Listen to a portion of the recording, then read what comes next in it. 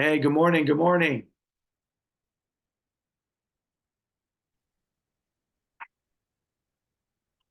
Good morning.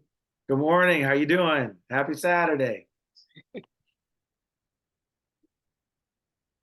was struggling with the technology this morning. Ah, okay.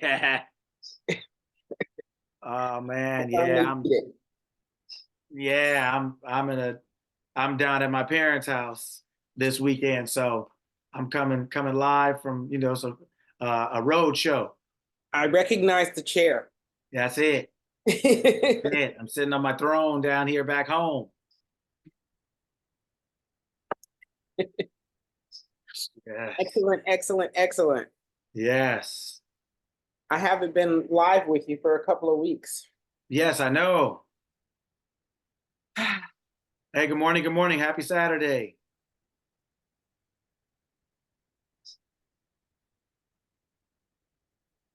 Okay, how's it been going for you? Les? Me? Yes. Things have been good. Things have been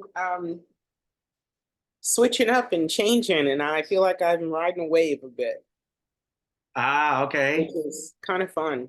Wonderful. Yeah, I don't have great balance, but it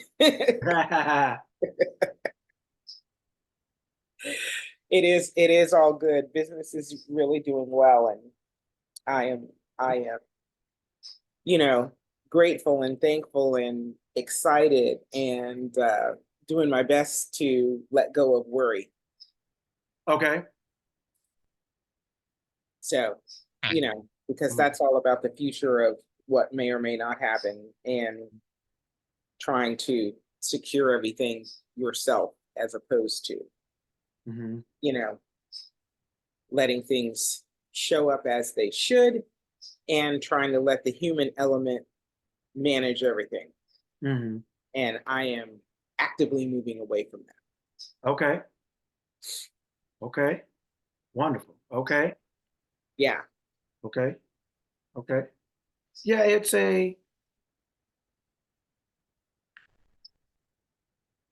just a habit that we've learned to in how we deal with life and how we deal with things. And and habits are it's just a way we've learned to deal with things. And learning how to deal with things differently is the goal, is the task based on what our desired outcome is. If we want to live life differently, we do things differently, right? We learn how to do new things, or we learn how to do the same things differently or not at all, right? So, a lot of things that we learned, including the way to deal with things and how we deal with things, we learned before we knew what our options were or what the outcomes of those things are or were, right? So, doing something different can take a little time to get used to and things like that. But once we know, it is something that I don't, no, I don't want to say, see, I hate to say things are hard because they don't have to be, but because everyone believes they are or they have to be, they are. But when people say it's hard to change or it's hard to, and this is kind of something we're going to be talking about a little bit today, but it's not, it's not, it's not true, but it's so believed to be true by everyone and everything.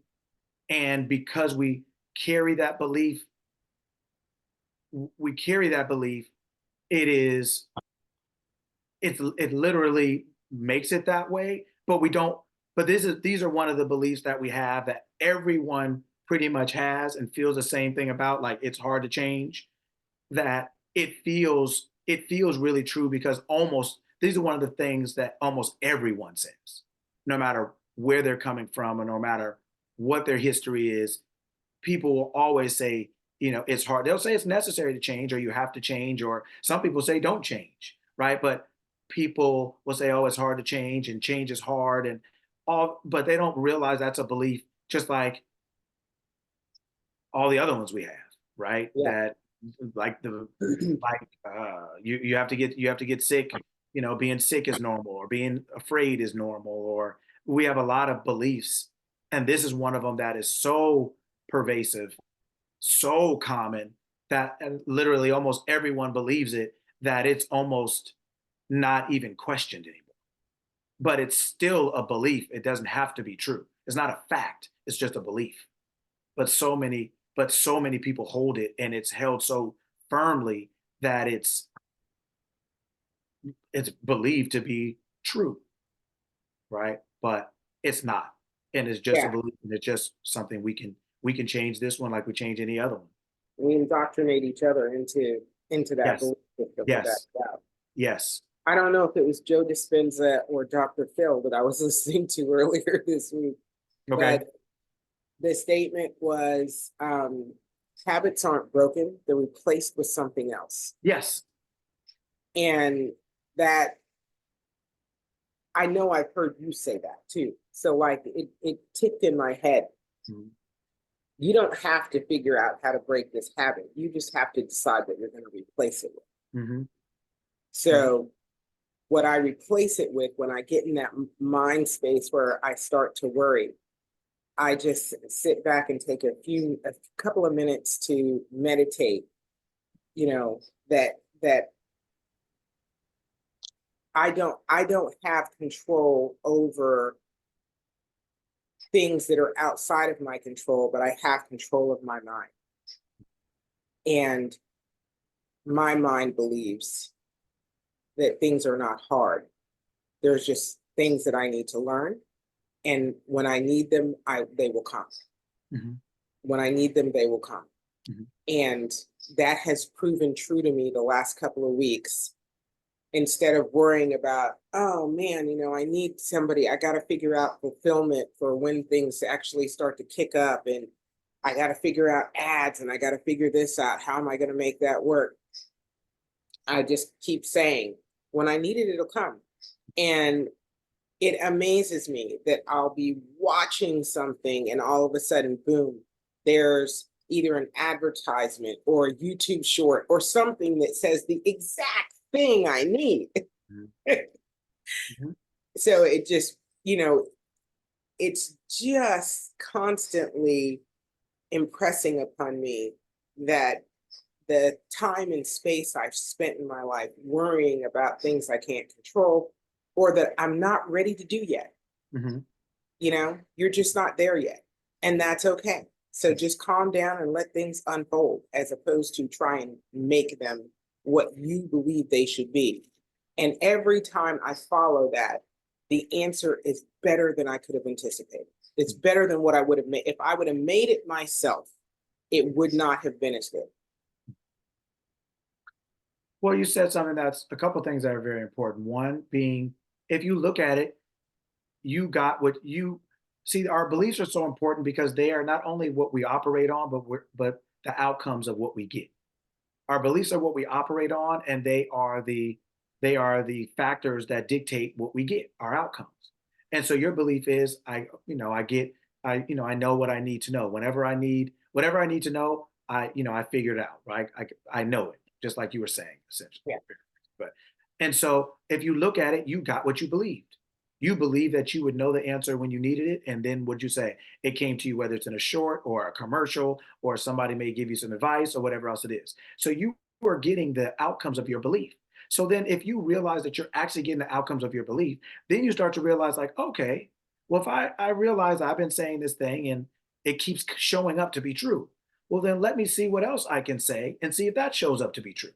Let me see if this belief thing is actually about one area or about every area. Let me see if this is just like luck, or if this is just one thing, or if this is actually a principle that I can apply to everything.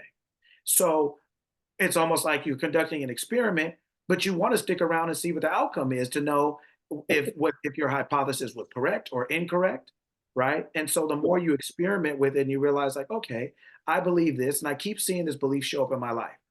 Well, let me create another belief that I would like to see be true, and let me see if that'll show up, right? And you keep applying it and applying it. And then you start to realize, like, okay, the outcomes that show up are not outcomes independent of me and my beliefs. They are actually the outcomes of my beliefs.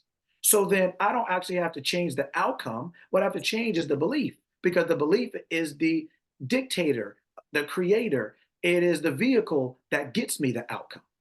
So then if I just change my beliefs, then the outcomes have to follow. So then now I will use an outcome to create a belief. I'd be like, huh, okay, so this outcome is I didn't get enough sales this week. Huh.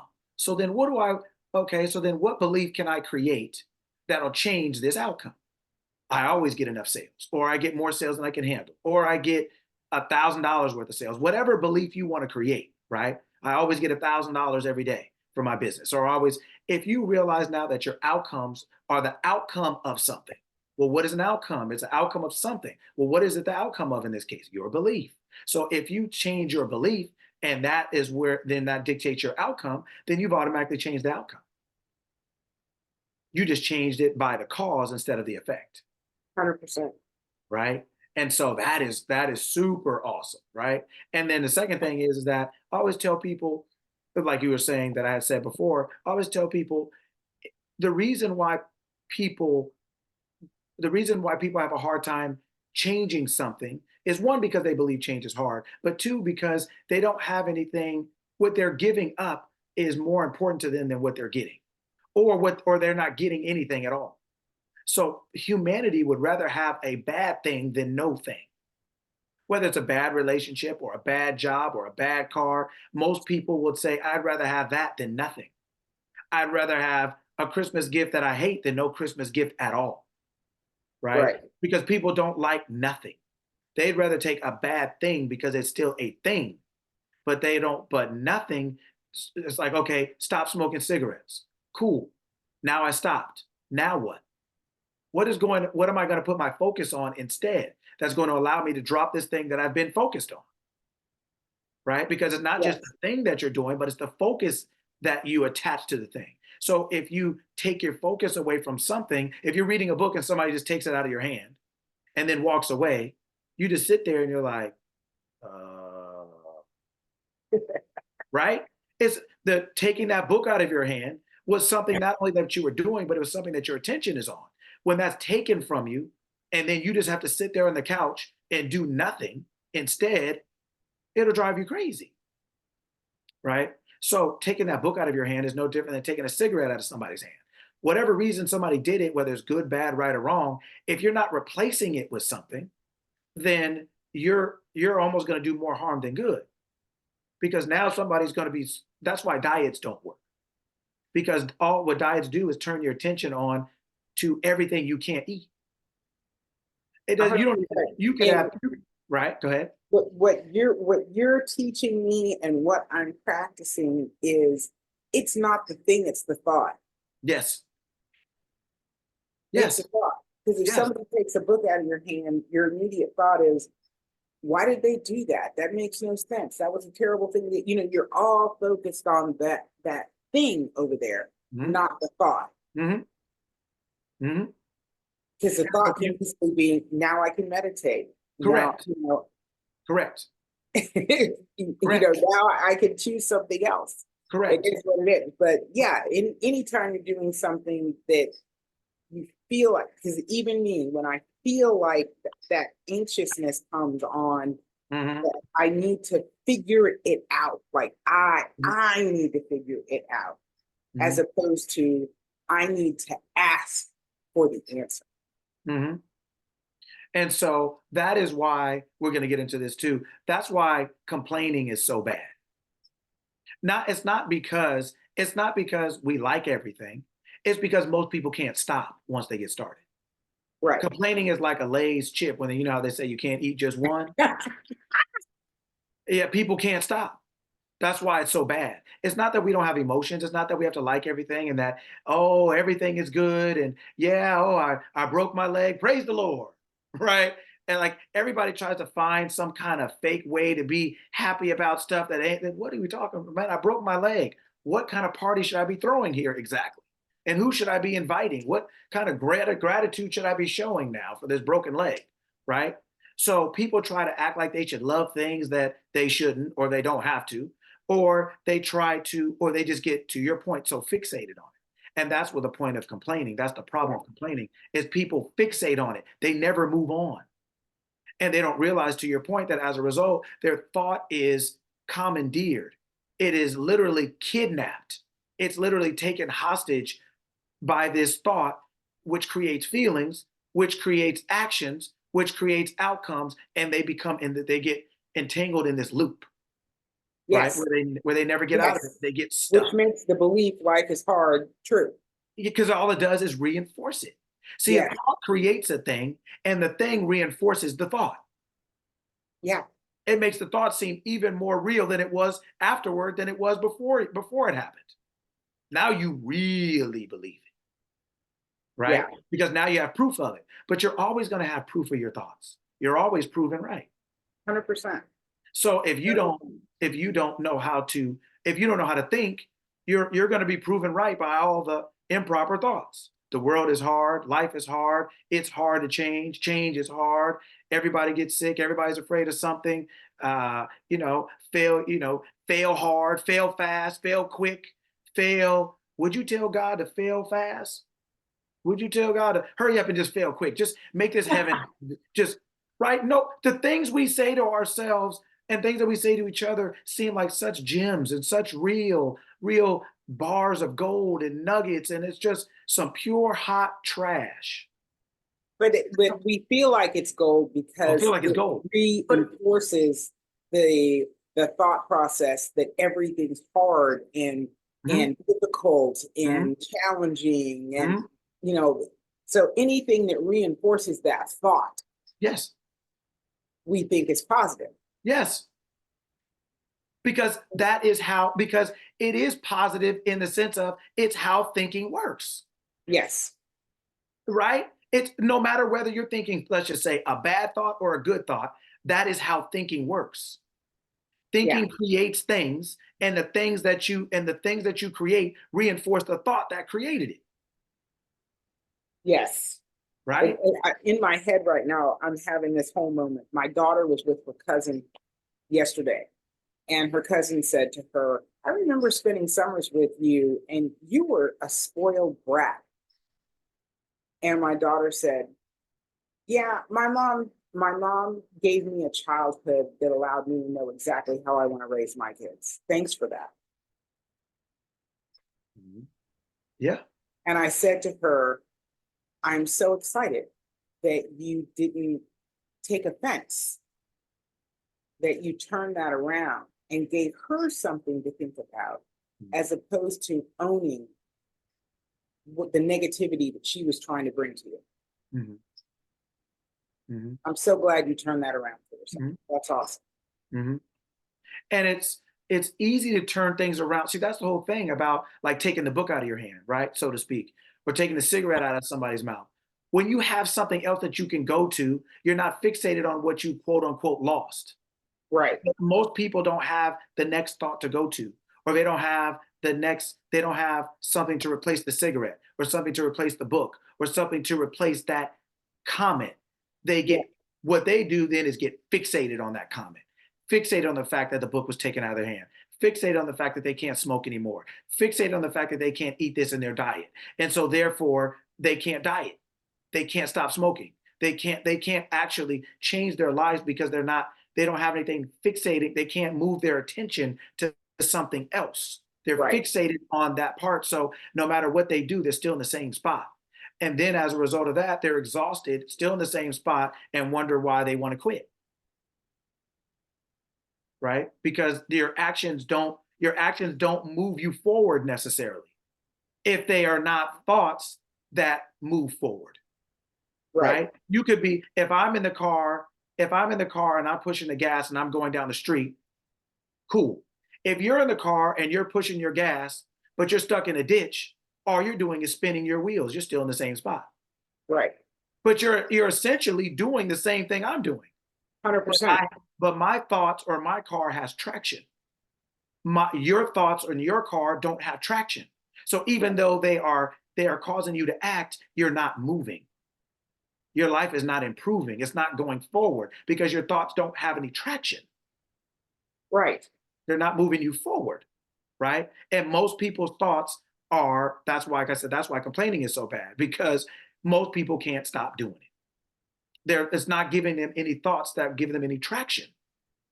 So they're doing a whole lot of it and they wonder why they're in the same spot. Well, that person pushing the gas in the ditch, pushing the gas pedal on the ditch, yeah, they're in the car, their car started, cars going, tires are going, but they're still stuck in the ditch. Yes. They're still in the Yes. ditch. And It they'll doesn't choose matter to, that you're behind the wheel or that you're this or that. You're still stuck in the ditch. yeah, and they'll choose to stay in the ditch in the car because being in the car means something to them. Yeah, because it's Getting radical somewhere means responsibility. less. It's you have to do something. You have to put the work in. You have to all that stuff. People will praise action, but no one does that when they're stuck in the ditch. They tell you stop. Hold on, wait, move first. Right? You have to maybe push this thing out, or you have to maybe get some kind of board. You have to get something that's going to give you some traction. Yes. Action itself doesn't give you traction. Sometimes it'll make it worse off. Right? Things Right. like so those are things that I think people just don't understand. Don't understand. Sometimes sometimes we understand how our action helps us. Sometimes we understand how our action hurts us. But when it comes to the laws of mind, most people think that the laws of mind are just some kind of magic lottery system where they say you just think and you don't do anything, instead of understanding that when you know how to think, you realize that doing anything is not independent of your thought. So no matter how much you do, it's not going to change. It's not going, your doing is not what's producing the outcome. Your thought is what's using action to produce the outcome of itself. Right. So, hey, good morning, everybody. Happy Saturday. Good morning, everyone. Good morning, Lucky. I'm going to spotlight you. So I need you to do something real quick. Can you touch the mouse real quick so that Yeah. the stuff appears? You see on the top right, it says view. Well, I see the little, oh, yes. Okay, so right now I'm gonna spotlight you. What I need you to do is click on that view, Okay. and then you see how it says gallery? Yeah. Click on that so you can see Okay. everybody. Okay, perfect. Okay, thank you. Thank you. Yes, happy Saturday, everyone. Good morning. Happy So what? Saturday. The background's a little different today, but nonetheless, the star is still here. Ah, yes, we are. We're all the stars. All the stars are out. We're the galaxy. We're all out here. Yeah, I've taken the show on the road today. I'm in Los Angeles. I'm at my parents' house. So I'm taking the show on the road. The show doesn't stop.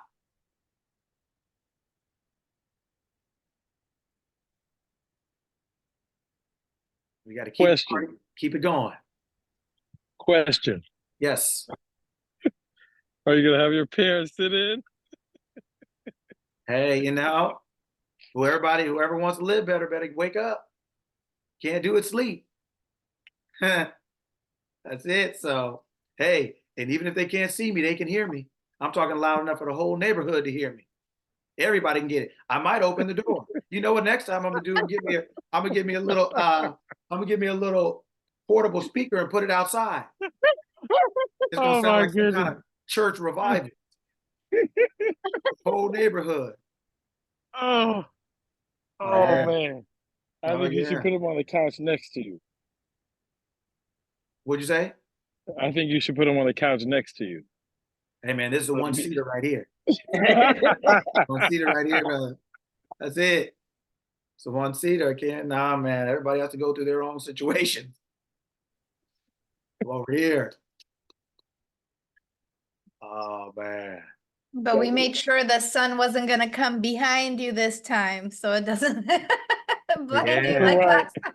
Hey man. Hey, that was Right. actually all right. I was that was nothing but a little bit of resurrection. Hey, you guys might think like I'm some kind of real person after that. They're like, man, and the Yeah. light was shining behind him. Like that. Yeah. You may think like maybe he's somebody. That's how you start a cult. Yeah. I can start a That's cult like that. it. Call him the Jesus, the That's lucky. it. Yeah. That's it, man. Yeah. Oh my goodness. That's too funny. Yeah. Mm-mm-mm. This is not a cult. I repeat, this is not a Yeah. Oh, man. cult. Oh, my Disclaimer. goodness. Yeah, there you go. There you go. Mhm. Oh, man. Yep. How's everybody doing this Saturday? How's everyone week go?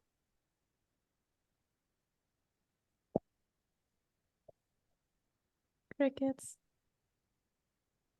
Wonderful. Wonderful. I'm glad the report is 38 degrees and the sun is out. Ooh, There we're you gonna go. get 70. I'm excited. Woo. I can't wait till it hits that. Hmm. Yes. Karen, how was your week?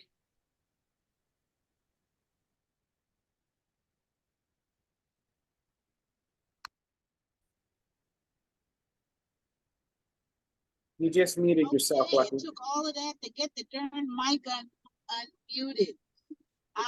My week was good, thank you. I had good thoughts. I had positive thoughts. I re-listened to one of your episodes, and it was the one where Mackenzie was talking about her knee. Yes. And I chimed in about my well-heeled knee and how great it felt and feels. So yes, I had a very good week, thank you. And I keep coming back to continue having very good weeks. Thank There you. you go. There you go. Stringing them together, back to back champs, back to back champs. It worked so good. Ah, that's wonderful. Ah, that is wonderful. Great, great. Hey, look, if I could just chime in on what Miss Karen was saying. Do you have to? What? Oh yeah, go ahead. um, so I'm out here. I was training my son Champ, and then we're at Mackenzie's softball practice, and I'm sorry, I just interrupt you real quick. I have to grab this extension cord. I'll be right back. okay, You guys so go I'll ahead. You tell. guys keep talking. Yeah. Go ahead.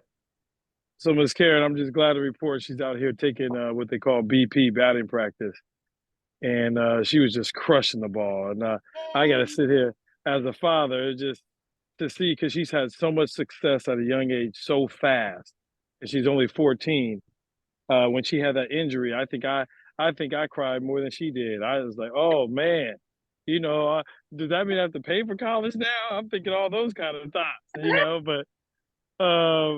But to see her out here, she's not even really planning so much on her back foot, and the ball was just she hit about five. They pitched to her maybe about 20 times. She hit about 5 home runs, and she wasn't even using her back foot. She wasn't even twisting, using her hips like that. So she definitely has a gift, and you know, I'm just excited to be back outside watching her, you know, perform as she does. So I wanted to share that when Miss Karen had brought up her knee too as well. So I'm glad you're healing and everything is 100% for you.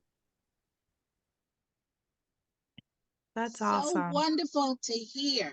But here's, I guess, what they might call TMI. My knee is 75 years old and I'm still kicking. There you go. Yes, indeed. Yes, indeed. 100%. That's right. That's right, Miss Karen. That's right. That's awesome, Marcus, though. I'm glad to hear she's back and she's starting to get herself going. So that's awesome. That's awesome. Sports really. I just want to throw this out for all the joint sufferers. Yes. Dimethyl sulfoxide, DMSO. It is 100% natural. It is anti-inflammatory and it is a Yes. natural pain reliever. And it will help you get your joints back in the condition you want them to be in. 100%. That's You awesome. put that in the chat, please. Yeah, please. Oh, I can grab your product link if you want, Leslie. You don't need my product link, just DMSO. You can get it on Amazon. You can, you know, my product is great, but you can also just get DMSO and use it however you choose. I just want everybody to know that it is very, very, very beneficial for joint recovery and joint health. Thank you for Wonderful. sharing. Thank you for sharing that. Appreciate And I it. did share your product link because your products are amazing. Thank you for that. I'll take it. Beto, do that one more time. I like how you did it. We got a meme how you did that. Wonderful. Uh, Wonderful. oh God, he's back. Everybody, he's back. That's right. That's right. Yeah. All right. Well, let's get started. It's 7. Happy to have you all, and it's all good. All right. So welcome everyone to another Mindset Saturday where we learn how to think in order to live well. Right. And it's always good to see you all every Saturday. I'm always happy to see all of your faces, all of your pictures. It's always such an honor and pleasure to share this time with you so that we are all learning and growing together, coming together to reason, right? All of us coming together to reason. We're all stars in this galaxy every Saturday, right? Even though I'm running my mouth the most, it's always an honor and pleasure to see you all show up to be able to have these wonderful conversations and times and learning that we can take away and apply as soon as we get off the class. We can start living it, start applying it, and all that other good stuff. So it's wonderful to have you all. So thank you for coming. So today I'm going to do it a little bit different, like I do every once in a while, where I just want to get a couple. I want to get some information out to all of you. I'm just going to run through it, and while I'm talking, just take some notes about whatever I'm saying. What does it make you think? What does it do for you when I say this or I say that? It's not so much about what I'm saying, but what does what I'm saying make you think? What does it conjure in your mind or trigger in your mind? Whether it's ideas or revelations or about yourself or about life or whatever else it is. So I'll be probably going to talk to you for about maybe, I don't know how long, 30, 40 minutes or something like that, straight just of talking. There's just some information I want to get out to you, just some concepts and some things that I want to make sure I get out. And so in that time, I want you just to take some notes about whatever comes up within you about whatever I'm saying. And then I'll leave at least an hour for sure. Being everybody being able just to talk about whatever rang a bell to them, right? So sometimes I want to do these things just because I want to make sure I really get out some information to you all about a couple different things that I really just want to make sure I get out. And then you can take notes so that at least that second hour for sure, if not more, you'll be able to say, give your responses, ask questions or whatever. And then you'll also be able to take all the information away and keep just kind of ruminating over it in your mind and stuff like that. Right? So get your pencils out, papers out, recorders out, whatever you need to kind of just listen for a little bit on some of these things that I'm going to talk to you about, and then we'll spend at least the second half on questions about it, comments about it. But I just want to run through a couple topics first because I just want to get some information out to you all and things like that. Okay. So hopefully that works for everyone. And we are going to get started. All right.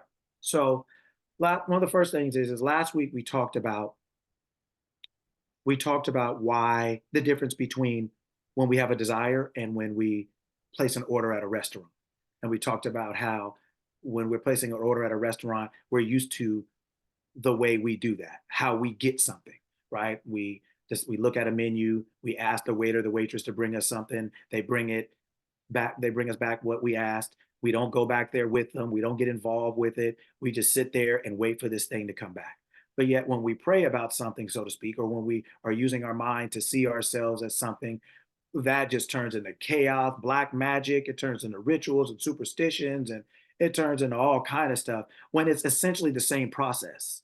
It's not even essentially, it is the same process. But because one we're so accustomed to, and one really we're just accustomed to, we think when we're doing something different that it is different, but it isn't. We're doing the same thing, but we're using our mind to do it, right? And we think as a result of using a different faculty that it's actually different, and it's not.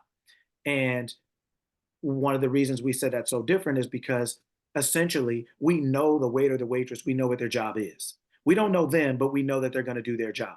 But when we are so-called praying or whatever we want to call it, asking ourselves for something to be or do or have something, we don't, what we established was we don't really know ourselves like we know that waitress, or like we know that waitress or waiter is going to do their job. We don't know that part of ourselves enough to know that it's going to do its job.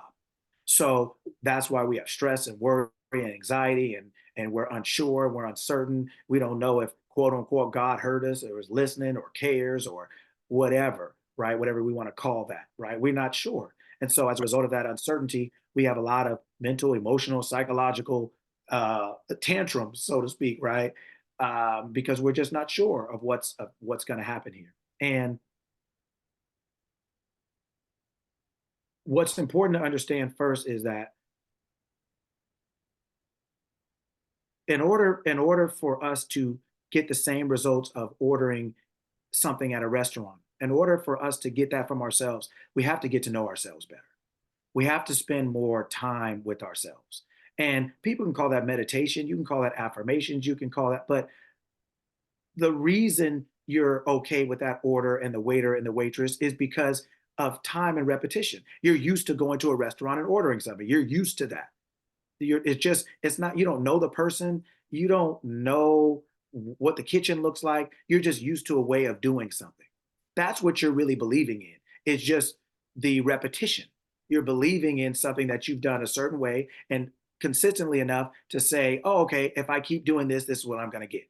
And what I'm trying to get across now is that when we are so-called praying, or when we're so-called asking our higher self for something, when we are assuming ourselves to be something, it's the same thing. We're just placing that order with our higher self, which people call God and universe and whatever you want to call it. It doesn't matter. But we're essentially, in our human identity, we're placing that order with our higher mind, with our higher self, which people call God and anything else.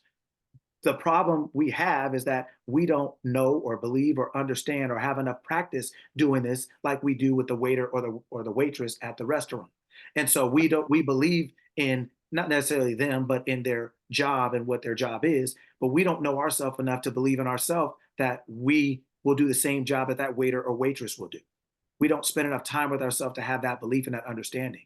And so essentially our self, the who we really are, is more a stranger to us, or we have less understanding of that part of ourselves than we do the waiter or the waitress, that we don't even know their name, or we don't even know what the kitchen looks like. We don't even know what apple juice they actually have. We know less about that, and we still are okay. But the problem is we know even less about ourselves. And that's why we're not okay.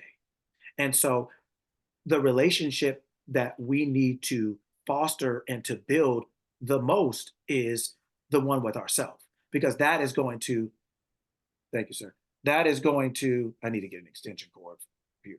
Sorry. So that is going to allow us to talk to ourselves in a way, assume ourselves a thing, and change the way we think in order to get our desired order. So how do we do that? How do we become less of a stranger to ourselves? Well, you can do that through meditation, through meditating, just sitting down there, getting quiet and getting familiar with the thoughts that are going on in your mind, familiar with the beliefs that you have, start listening to what you say to yourself. Start kind of replaying your day, replaying how you handle life, how you handle things, what you think about when you first wake up, all these different things, becoming more familiar with what's going on inside of you, because that's where you really are. The physical body or being that you're looking at in the mirror is not you. That is yours. The you, right? The real you is on the inside, and becoming more familiar with that will allow you to have more faith in the ordering system, right? And your ability to order from the waitress or the waiter or from Amazon. It's the same process, right? So just getting a better understanding of that will allow you to do that. I think there's one over there. Will allow you to do that. So you can plug this one into it. Thank you. So we'll allow you to do that. Okay, sorry about that. We'll allow you to do that. So being more familiar with someone just takes repetition. Becoming more familiar with yourself just takes more time and repetition. That's how you get to know anyone. That's how you get to know anything. It's just by coming back to it, coming back to it. A stranger is just someone you don't know. But that stranger in a couple weeks or a couple months or a couple years can become your best friend. It's not that they're a different person. They're just more familiar to you, right? They're just more familiar to you. So, but how do they become more familiar? By time and repetition. You keep coming back to the relationship. You keep coming back to it and back to it and back to it, right? And it will become more familiar to you. You'll get more comfortable with it, right? So that is something that I want us to be a little bit more aware of. We're having a hard time becoming what we want to be because we are unfamiliar with who we are, right? We're unfamiliar with that relationship.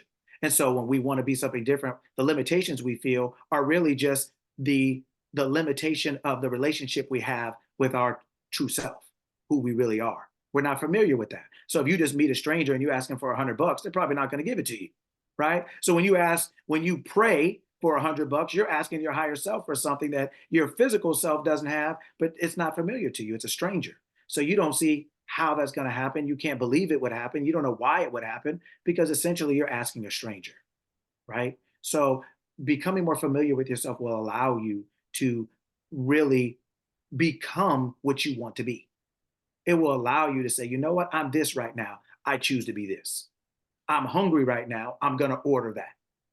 It's a simple, it's the exact same thing. But this thing that we've done at a restaurant, we've done so many times or so often, so repeatedly that we become comfortable with the process of how it works. We don't know the person. We don't know the kitchen. We don't even know what type of apple juice we may be ordering, but we know how the process works. So we just have faith in the process, right? And what I'm saying is that we have to, in order to have faith with our own process, we have to become more familiar with the process itself, who the process involves, right? And realizing that it works the same way. We just have to become more familiar with the process and who it involves. And that is with ourselves, right? So that is a good thing that affirmations do, or that's a good thing that meditation does. Spending time with yourself, getting to know yourself like you got to know that stranger that has now become your best friend. Your best friend wasn't always your best friend, right? They were a stranger and they would continue to be if you didn't spend time with them the way you have, right? Your true self is going to continue to be a stranger to you, to your humanity, if you don't spend time with it, if you don't talk to it, if you don't listen to it, if you don't do that, if you're always in a hurry, if you're always going out. Oh, I'm too busy to talk to you. Well, then we'll never be best friends. I'm too busy to pay attention. Well, then you'll never know that information. Everybody's too busy to do something and then mad that they don't have the outcome of what they didn't do, right? And so we get then they're just stop praying, stop wanting to be something. Stay as you are. Be happy with that. Be happy as you are. If you're unwilling to spend that time with yourself, if you're unwilling to start talking to yourself and start thinking about what you're talking about, because that's what's going to happen. You are going to remain a stranger to your true self if you don't start spending time with it. But if you do, you'll get the same relationship. You'll have the same confidence. You'll have the same belief in yourself that you do in other people. But you only believe in them because you know them. And you only know them because you spent time with them. You kept coming back to being their friend. So they went from a stranger to your best friend. Nobody's your best friend when you first meet them. You don't know them, right? So this is not magic we're talking about. We're just simply saying spend time with your, hold on a second, 1 second. I'm sorry. Tab, will you turn the switch? Oh, you haven't plugged it in yet. Oh, okay. I was making sure. I had to get. Okay. Okay. Perfect. Thank you. Sorry. Okay. I'm getting this thing taken care of for my battery. But the only reason, right, that you know that person is because you spent time with them. The only reason you know yourself is if you start to spend time with yourself. You can't be too busy. You can't be too busy to pick up the phone when your friend calls. You're not going to have, thank you, sir. You're not going to have a relationship. You can't be too busy to go to work. You're not going to have a job. You can't be too busy to do the things it takes to get what you want. And if you want something from yourself, you can't be too busy. Your job can't be more important. Your kids can't be more important. Your car can't be more important. You know what? I got to wash the car. So many people get stuff that actually stop them from being what they could be because now they stop doing what it takes to get things. I got a new car, so now I can't meditate. I got a new job, so now I can't, I don't have time to do this or do that. And so the things we accumulate stop us from being the person who can accumulate, right? So these are things that I want us to start thinking a little bit more about because they're not as hard as we think they are. They're just hard because they're unfamiliar. And they're unfamiliar because we won't put any time into it. And we have a whole bunch of wonderful excuses and wonderful aphorisms and sayings and phrases and everything like that. And that doesn't mean anything because it stops us from doing the most important thing, right? I've said this a long time ago. Your first business is you. You are in the business of you. You The self of you may have a business. That self of you that has a business called a makeup company or a skincare company, or you may be an accountant, or you may be, but your first business is you. That's your first business. That's your first economy. That's your first environment. That is your first, that is your state of being. That is you. Everything else you're doing from that place. If you don't know where you are, how do you know where you aren't? How do you know where you should go? Which way should you go from lost? What if you wouldn't be lost if you knew where you were, but if you don't know where you are, then you don't know which way is necessarily north or south, or you have to figure out something first from where you are. Your first business is you. It's not your business. It's not what you call your business. It's not Shopify. It's not this. It's not that, or this or that. That is what the business of you is doing. That's your business's business, right? Your first business is you.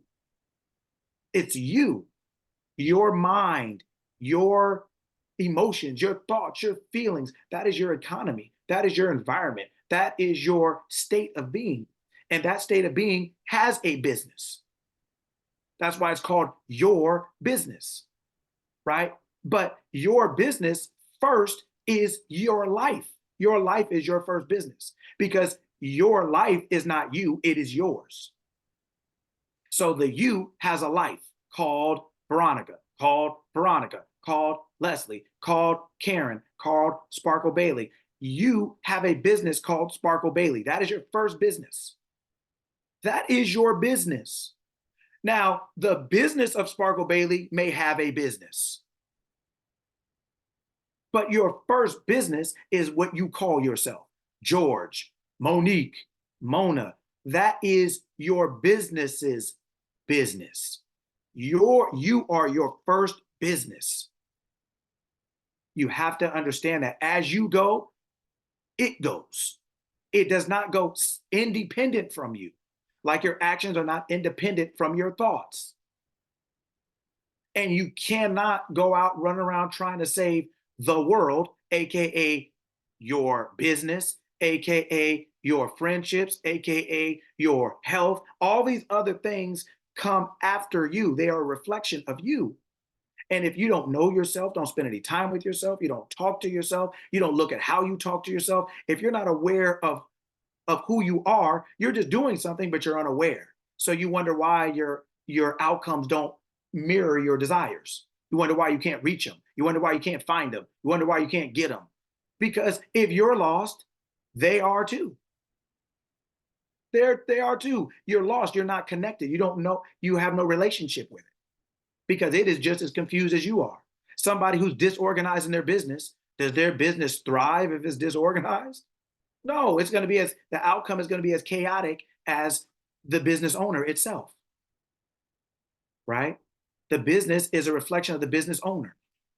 Your life is a reflection of you. And if you get you under control, then everything else outside of that subsequently can be controlled, because it's being controlled by who you are. And if you don't know who that is, and you don't have a relationship with what that is or awareness of what that is, then everything else you're doing is just spinning your tires in the mud. We were talking about that before we got on this call, right? Everybody thinks action is the same thing if you're doing something. But if I'm in the car and you're in the car, and I'm in the car and I am driving down the street, fine. If you're in the car and you're pushing the same gas pedal and you're stuck in a ditch, aren't your tires moving? Aren't you pushing the gas pedal? But are you going anywhere? No, because your thoughts don't have any traction. The way you're thinking doesn't allow you to move forward. So while you're acting, you're still not going anywhere.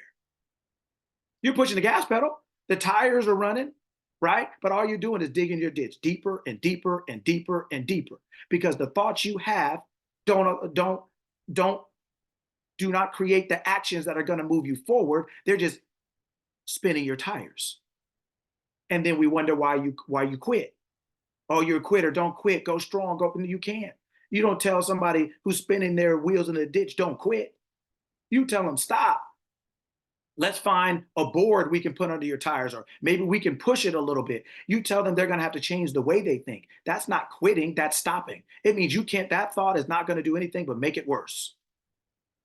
It's only going to make it worse. People say, you know what, stop while you're ahead or quit digging, right? It's only getting worse. Just be quiet. Stop. Plead the fifth. Don't incriminate yourself, essentially. Stop, right? A lot of the thoughts we have, we think because we're acting that we're doing something, but we're just spinning our tires. We're just spinning our wheels because that thought doesn't produce forward movement. It produces action. And we think all action is the same. Girl, what you been doing? Girl, I haven't slept in 2 days. I just been working on this thing. I've been working on my business. Everybody's like, people bringing candles with lights and they're doing this and everybody's, yeah, but okay, what happened as a result of that? What happened as a result of that? Right? A lot of times we're not thinking all action isn't equal.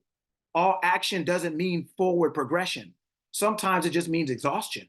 Now you didn't wore your gas tank out, wore your tires out. Now your car is 2 feet further down in the ground because you spun this ditch so hard, thinking if you just keep turning the tires, you're going to go somewhere.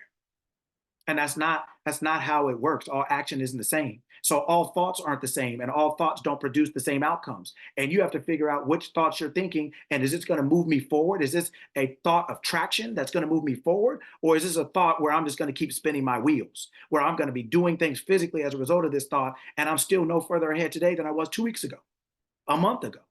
Take a look around and say, am I actually better today than I was 2 weeks ago? Is my health better? Is my business better? Is my relationship better? Is this actually, forget how everybody's praising me for the fact that I haven't slept in 3 days and how dedicated I am and how responsible I am and how much action I'm doing. Just take a look around. Is this actually working? Do I see anything here? Is this actually happening here? And you'd be surprised at what you find. You realize that a lot of times we're putting so much emphasis on what we're doing and so little on what we're thinking, not realizing, like we talked about last week, that your actions are just a conduit to get you to the outcome of your thought. You have thought and outcome. Your actions are the thing in the middle that leads you to the outcome. So your outcome is not independent of your thought, and your actions are not independent of your thought. Your actions are the vehicle of your thought to get you to its physical reflection called outcome, what you call reality, what we call physical reality. Right? But the reality is nothing but a mirror or but a receipt of the reality that's in your mind. So we're not talking about magic. We're not talking about hocus pocus. We're not talking about winning a lottery. We're not talking about trying to be good people. We're not talking about that. What we're talking about is what I'm thinking allowing me to live the life I want to live? Am I getting traction? Am I moving forward? Am I actually getting something from this train of thought? Right? Which leads me into the next thing. Complaining. Complaining is not bad. It's not. We all have our moments. I stub my toe. I'm probably not going to say, let's just say, I'm probably not going to say, praise the Lord. Okay. I slip down the steps on my back. I'm probably not going to say hallelujah anyhow. Right. I get into a car accident, a little light fender bender. I'm not going to be like, God is good all the time. Right? I'm not saying we're not here to be. Let's just stop the cap. We're not saying that we don't have moments. That's not what we're saying. But like we were talking about before, 7 when some of us were on the call, complaining is like a Lay's chip. You can't eat just one. The problem with complaining is people never stop. People don't stop complaining. They talking about that toe 2 weeks later. They were late to work. Girl, it's my toe. They didn't call you back yesterday. My toe was hurting. They gonna talk about that toe for 6 months. You tired, you know what? You'd be like, when you're on yourself and when you're just you and them and you curse a little bit, why don't you just shut up and cut the off? Just cut it off then, because I'm tired about hearing about your toe and I'm tired of you now. Right? Just cut it off. Right? Either get over it or cut it off. Right? The problem with complaining is we keep going. That's the problem with complaining, is if we fixate on a problem, we fixate on the thing we're complaining about. We don't ever move on. And we don't understand that where your attention is, where your focus is, that's where your life is going. When you turn your car down that street, you're going to continue to see everything on that street as long as you go. When you turn your attention on a problem, you're going to continue to see that. The problem is just something to get your attention. It's not something to keep it. A complaint is just something, an acknowledgement of something didn't go your way, but it's not a thing you should stay in or continue to do. You have to now learn how to make a U-turn, get a different thought. Say, okay, this thought is making me, or I bumped my toe. I need to get some ice or a Band-Aid or whatever. But I can't keep my focus there forever because now I don't have, my focus is not over here or it's not where else it should be. Right? And complaining, most people fixate on it. They never move out of it. They never leave it.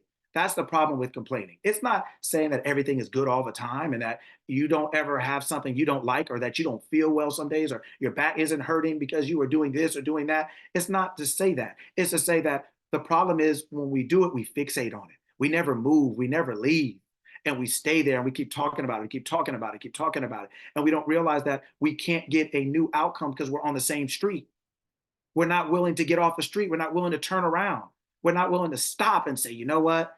I've been on this street long enough. I'm lost. This street is not leading me to anywhere, right? This complaint is not leading me to anywhere. Yes, I got on it. Yeah, maybe I acknowledge something. Cool. But if I keep fixating on that, I'm going to keep getting the same results of this street, of this thought. I'm either going to be spinning my wheels or just I will remain lost. Now I'm an hour away. Now I'm 2 hours away. Now I'm 3 hours away from where I should be because I can't let it go. I won't let it go. I won't change my mind. I won't change where I'm focusing and where I'm putting my attention. Right? So there's nothing wrong with having a complaint with being uncomfortable with something or not liking something. There's nothing wrong with that. There's nothing wrong with expressing that. The problem is you have to be very mindful not to get caught up in it and stuck there, to not leave your attention in the complaint. Learn how to turn your complaint into a consciousness. It means this complaint of I'm broke. Cool. I don't have enough money. Cool. That's cool. It got your attention. No problem. Now let's turn that complaint into a consciousness. I am now going to be conscious of having more than enough money. I have more than enough money to meet my needs. My income exceeds, my expenses. Whatever you want to say to yourself, but change it. Use that complaint to turn it into a consciousness of its answer. I complain, I'm broke. Cool. I'm going to use this complaint to turn it into a consciousness. What do I want to be conscious of now? Because I'm sure conscious of being broke. So let me be conscious of what do I want to be conscious of now? Okay, I'm going to turn this complaint, because this complaint is just a consciousness. I'm aware of being broke. So I'm complaining about that consciousness, that awareness, because I don't like it. So now let me change it into something I do like. Let me turn it into I always have more than enough, or my income always exceeds my expenses. Now I'm going to focus on that and fixate on that. Right? And then I'm going to start to see, just like that street, once I turn on a new street, don't I see new things? Right? You see new things, just like your age. I was listening to somebody this week and they said, do you know, I've been this age all year. And 2 days ago, I turned a year older.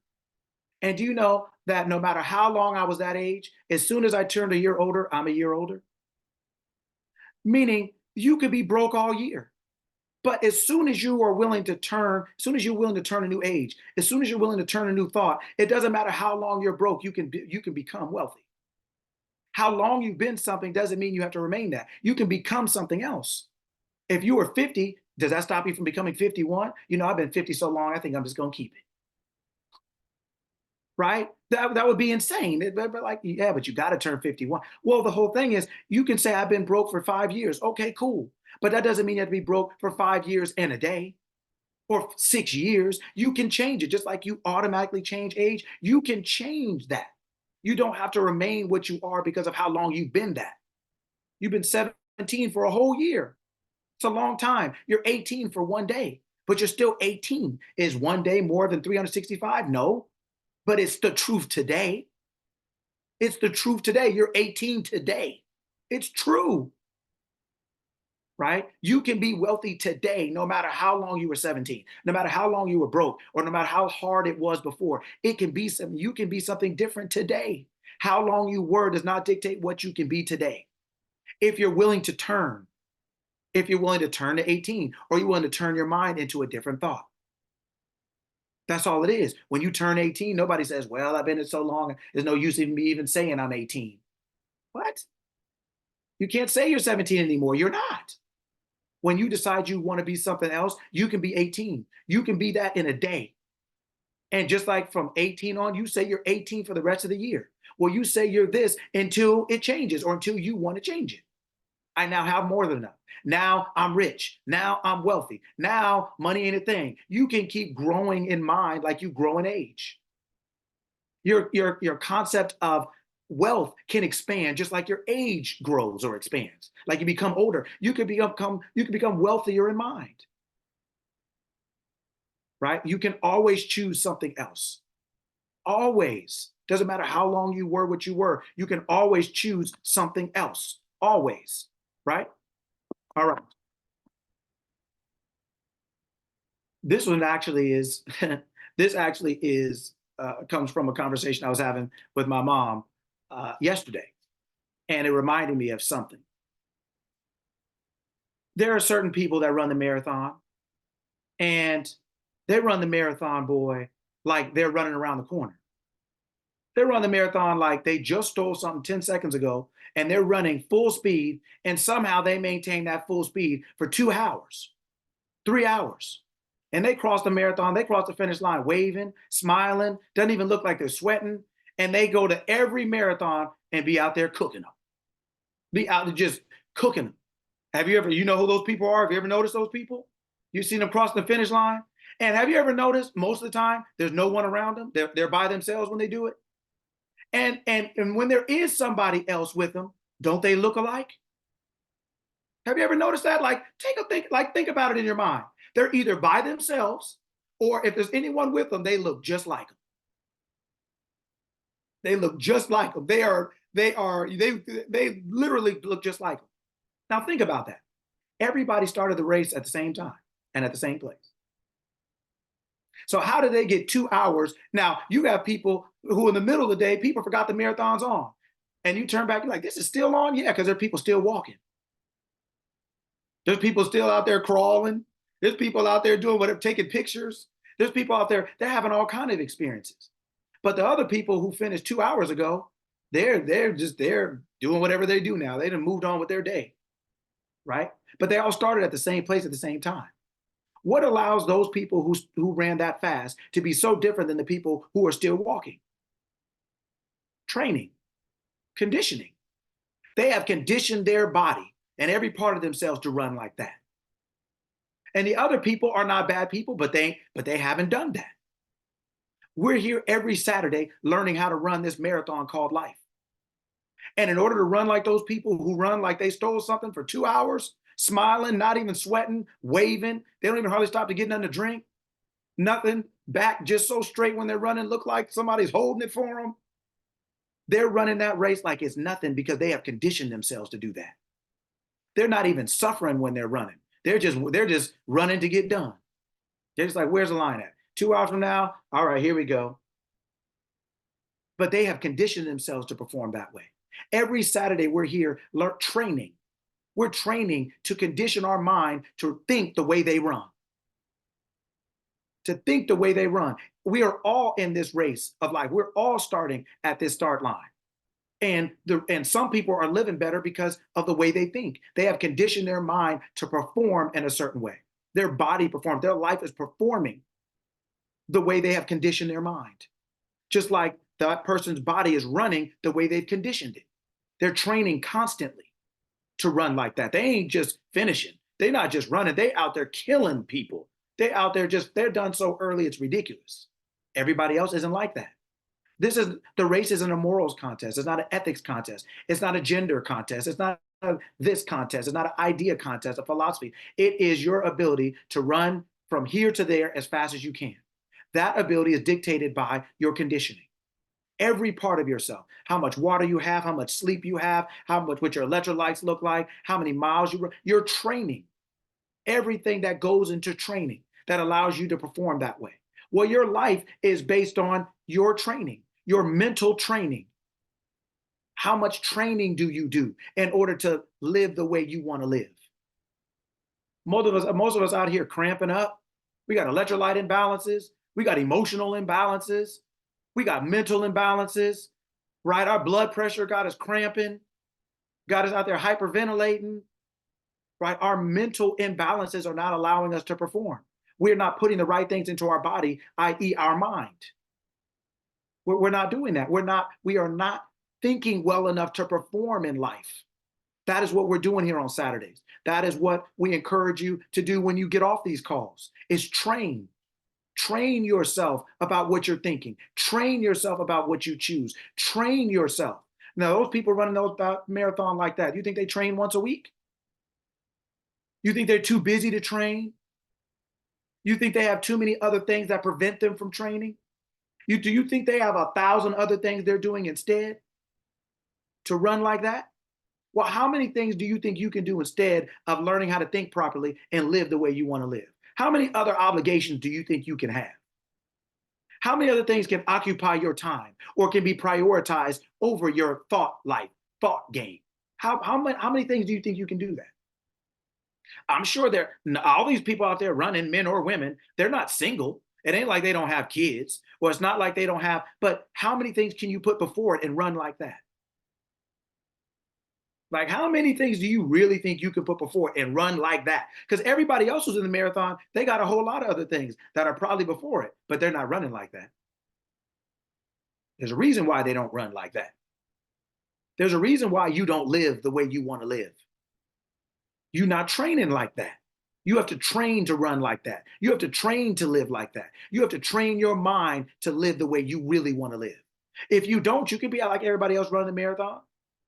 You can be like everybody else living this world in mediocrity, low-key poverty. It's like everybody's lukewarm. Their money's lukewarm, health is lukewarm, relationships lukewarm, cars lukewarm, the neighborhood they live in is lukewarm. Everything is lukewarm.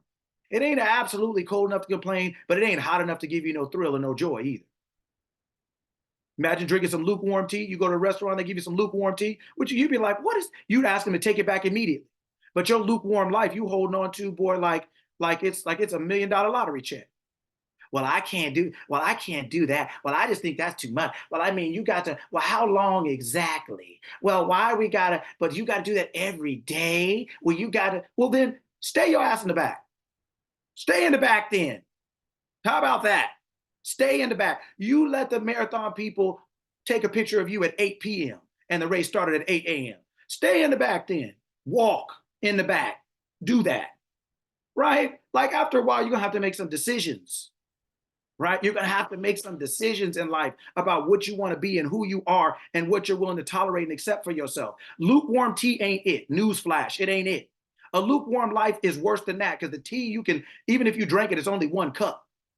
You live your life every day lukewarm. Every day we're living lukewarm. Just enough money not to rob nobody. Your job is just good enough to keep going. Your relationship is just good enough not to cut the person. Everything is just good enough. And everybody tells you to be grateful. Are you grateful when you get that lukewarm cup of tea? Do you say, oh, waiter, you couldn't have done it any better? Anybody do that? No. Stop accepting lukewarm like it's some kind of place of gratitude and love and acceptance. And no, you don't accept that in a little cup of tea at a restaurant. You wouldn't pay for it. You wouldn't want to drink it. You wouldn't want to settle for it. Yet you're living your life every day in lukewarmity. I just made that up. Right? You're living a way you don't really want to live. But if you're not willing to train, that's all you got. That's all you're going to get. If you're homeless and they give you a cup of lukewarm tea, do you have the right to complain? You better take what you can get before they take it back. Well, the way you thinking, you better take what you can get before they take it back. Before they change their mind about staying with you, before your job change your mind about firing you, or because you're not out there clicking and clacking like that, you lukewarm. You lukewarm. So then you just be happy with what you get. Right? Every Saturday we're here to train. We're here to train our mind to live this life like them people running that marathon. And what you'll start to realize is you'll start to outrun all those people are like problems. Whether they're mental problems, emotional problems, health problems, money problems, you start outrunning them because you're in better shape than the problem. Your mind is in better shape than the issue. You have conditioned your mind to be successful. You have conditioned your mind to perform at a level where that problem just like, yeah, it can't really. Oh, everybody started at the same time, but they ain't there at the end. Everybody has problems, but everybody don't keep them. You start outrunning them. You start outlasting them. The race is not to the swift or to the strong, but to those who can endure. Yeah, they out there running that with endurance and speed because they have conditioned themselves. They don't got a whole bunch of excuses, a whole bunch of other things that they put in front of their training. If you put too many things in front of training your mind, whether it's complaining, whining, crying, grinding, hustling forward, hustling backward, hustling out, hustling the hustle and the hustler and the hustling. If you want to put all these things in front of you, cool. Well, you won't have enough time to train. So when they start the race, you're not going to be able to run like that. Your body's not going to be able to perform like that. When your feet start hurting from blisters and calluses because they're not conditioned to run that long, that hard, and that fast. That's life whooping your butt. Aren't you tired? Aren't you tired of that? Aren't we tired of that? Don't worry. When I say you, I'm talking to me too. So even though I'm sitting on this chair that looks very glorious, like some kind of throne, right? I'm talking to me too. And when I say you, don't get it confused. I'm not talking from some kind of detached place. I'm talking to me too. Aren't you tired of that? Lukewarmity, what did I say? I made it up, so I don't even remember what I said. But you know what I mean, right? Aren't you tired of that lukewarm tea? Aren't you tired of that? And you paying for it every day? So if you want to run that race better, if you want to live this life better, we have to condition our mind. Yes, it's every day. It's a lifestyle. This is not a seminar. This is not a sermon. This isn't a service. This isn't that. Every day, you have to decide how you want to live. You have to condition your mind. Prepare yourself to live this life. Wake up talking to yourself. Go to sleep talking to yourself throughout the day. Get to know yourself. Get to learn yourself. Walk around talking affirmations all day, right? Isn't it wonderful? Everything is perfect, right? I and my life are perfect every day in every way.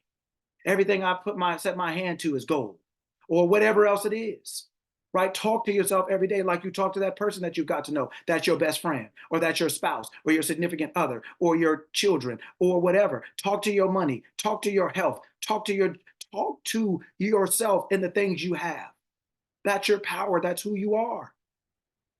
Talking is just conscious. Complaining is just unconscious. It's just habitual response to something.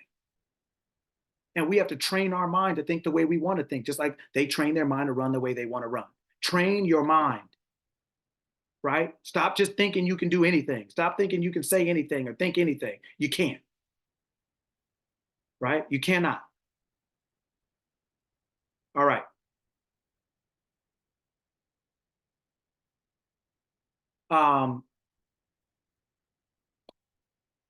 When you say, when something is done for you, it's different than when you pick it for yourself. I'll give you an example.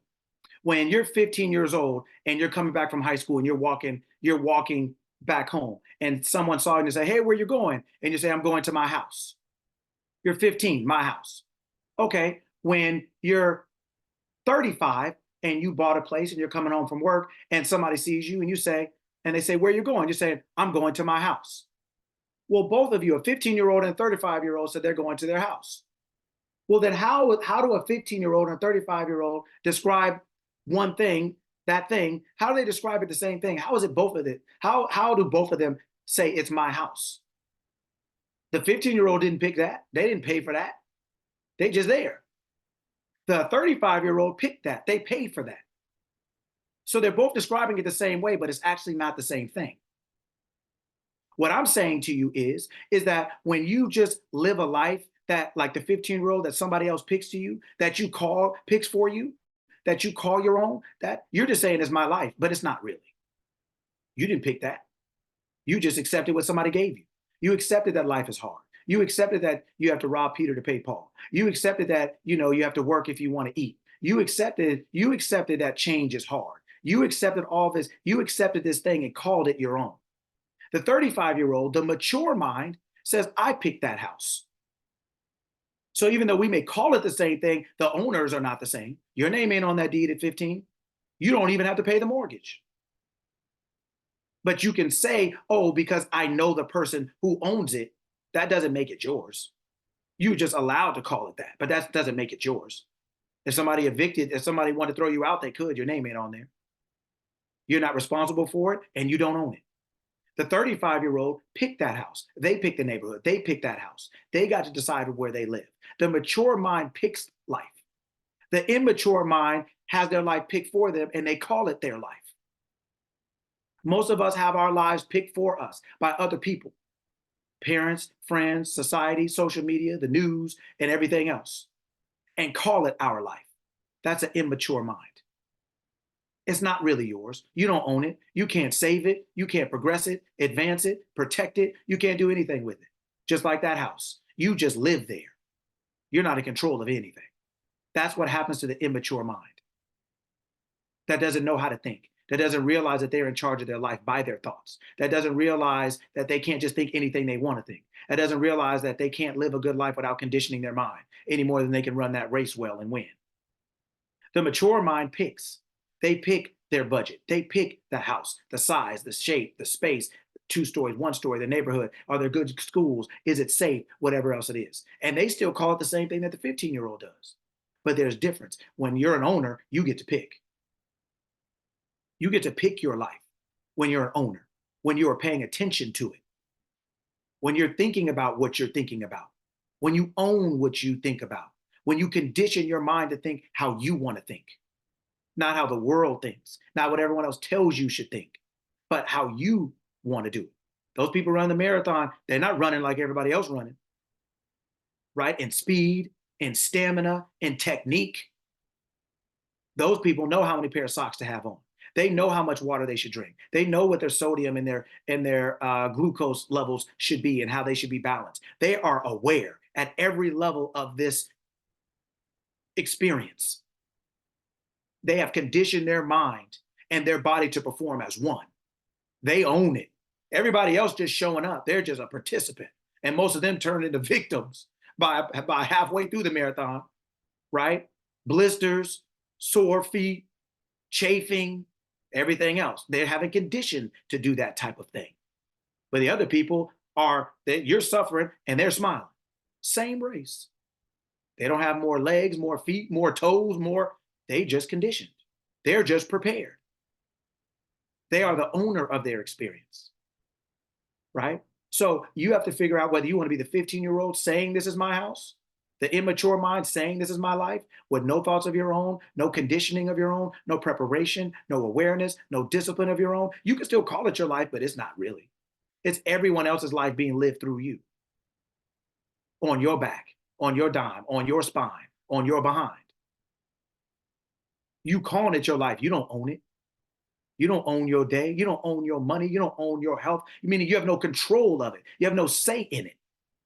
Can't make more if you want, make less if you want. You can't run down the block if you want because, oh man, my blood pressure, I can't really. Okay, well then you just live here. You don't own it. You just live here. You have to be aware of which one of those you're saying. My house to a 15-year-old is not my house to a 35-year-old. The immature mind calls it the same thing as the mature mind. And they only do that because they don't know any better. The 35-year-old knows this is my house because I picked it. My name's on the deed, the insurance, the electricity, the utilities, everything is mine. This is mine. Well, when you mature in mind, you realize this is your life. And it's up to you to pick where you live, how you live, and everything else. If you're not doing that, you're a 15-year-old. You could call it your life, but it ain't yours. You're not in control. You don't have no say. You don't have any power. You just here along for the ride, right? You just here, just going along with whatever you can get in where you fit in, right? So there's a difference. Just because we call it the same doesn't mean it's the same. Make sure you know which one you're saying. Make sure you're aware of which one you're picking. Are you the 15-year-old or are you the 35-year-old? Are you the immature mind going along for the ride or are you the mature mind picking your ride? Picking your life by conditioning it, by being aware of it, by having a relationship with it. Those are not the same thing. Make sure you're clear on which one is which, right?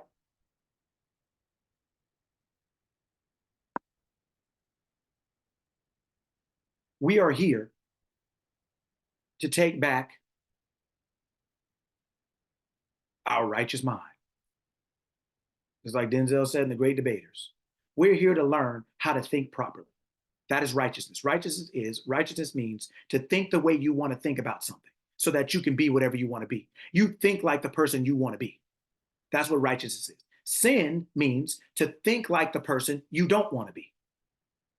It's a mistake in thought. Everything is thought. It is reflected in physicality, but everything is thought because everything starts with thought. Everything is truly thought. Reality is truly in here. Everything is really thought. Your righteous mind means if I want to be a millionaire, I am now seeing myself as that. I talk to myself like that. That is how I am now running that race. I'm now conditioning my mind to that every day, just like I conditioned this person to becoming my best friend. Time and repetition took them from a stranger to your best friend. I now went from I'm a stranger to wealth because I call myself poor. So now I'm going to become acquainted with wealth by talking to it every day, texting it, talking it, calling it, emailing it, whatever I can do to keep a rapport with this thing. I keep running this race. I keep conditioning my mind to this new concept of myself. That is righteousness. Sin is thinking poor when you want to be rich. It's a mistake. It's an error. And all errors are thought that are reflected physically. Any physical error is a miscalculation of thought. It's an improper thought first. Whether it's pure ignorance, I don't know anything, or whether it's a miscalculation, I thought the wrong thing. But those things, whichever one of those happened first before you did. For doing is thinking. It's reflected in action. But the action is everything is first here. Everything. Doing is thinking. So when people say you have to do something, you do. Doing is thought. Thinking is doing. Thinking is a verb. It's action. You are doing something. You can't just sit around and think about it. Thinking is not just sitting around. You're thinking. That is an action. That's going to cause what you call an action. But you call an action once it becomes physical. God calls an action when it thinks it, when it's active, when its mind is active. When you have a thought that you are thinking, that is how gods think. Thought, action, that's what you would call imagination. Imagining, that's your thought in action. That's a thought that you are acting. So you're not doing anything. Humanity calls it doing nothing if they don't see something. But vision always comes before sight. Seeing is after. So whatever you saw had to be done in my mind first. So just because you don't see it doesn't mean I'm not doing anything. I am doing the thing that's going to show you what you see. So just because you don't see it doesn't mean I'm not doing anything. Vision comes before sight. Thought comes before action, as they would say. Action is what you call the physical. Right? These are things that we have to understand. Right? Your thought is the action. Isn't that what you're going to do? So just because people can't see something before you do it doesn't mean you're not doing it. And if you did it, you had to be doing it first. So don't let people tell you, don't let people ignorantly or incorrectly or just deceptively tell you that thinking is not doing something. You only do what you think. You cannot do without thinking. It's the most important thing you will ever do. It is the life you're living. Is your thought physical? Your physical experience is nothing but the physical reflection of your thinking. So if you think you're going to do something better than what you think, that's not possible. It's not possible. I know we believe all kinds of things in the world, but you're not going to have a baby without parents.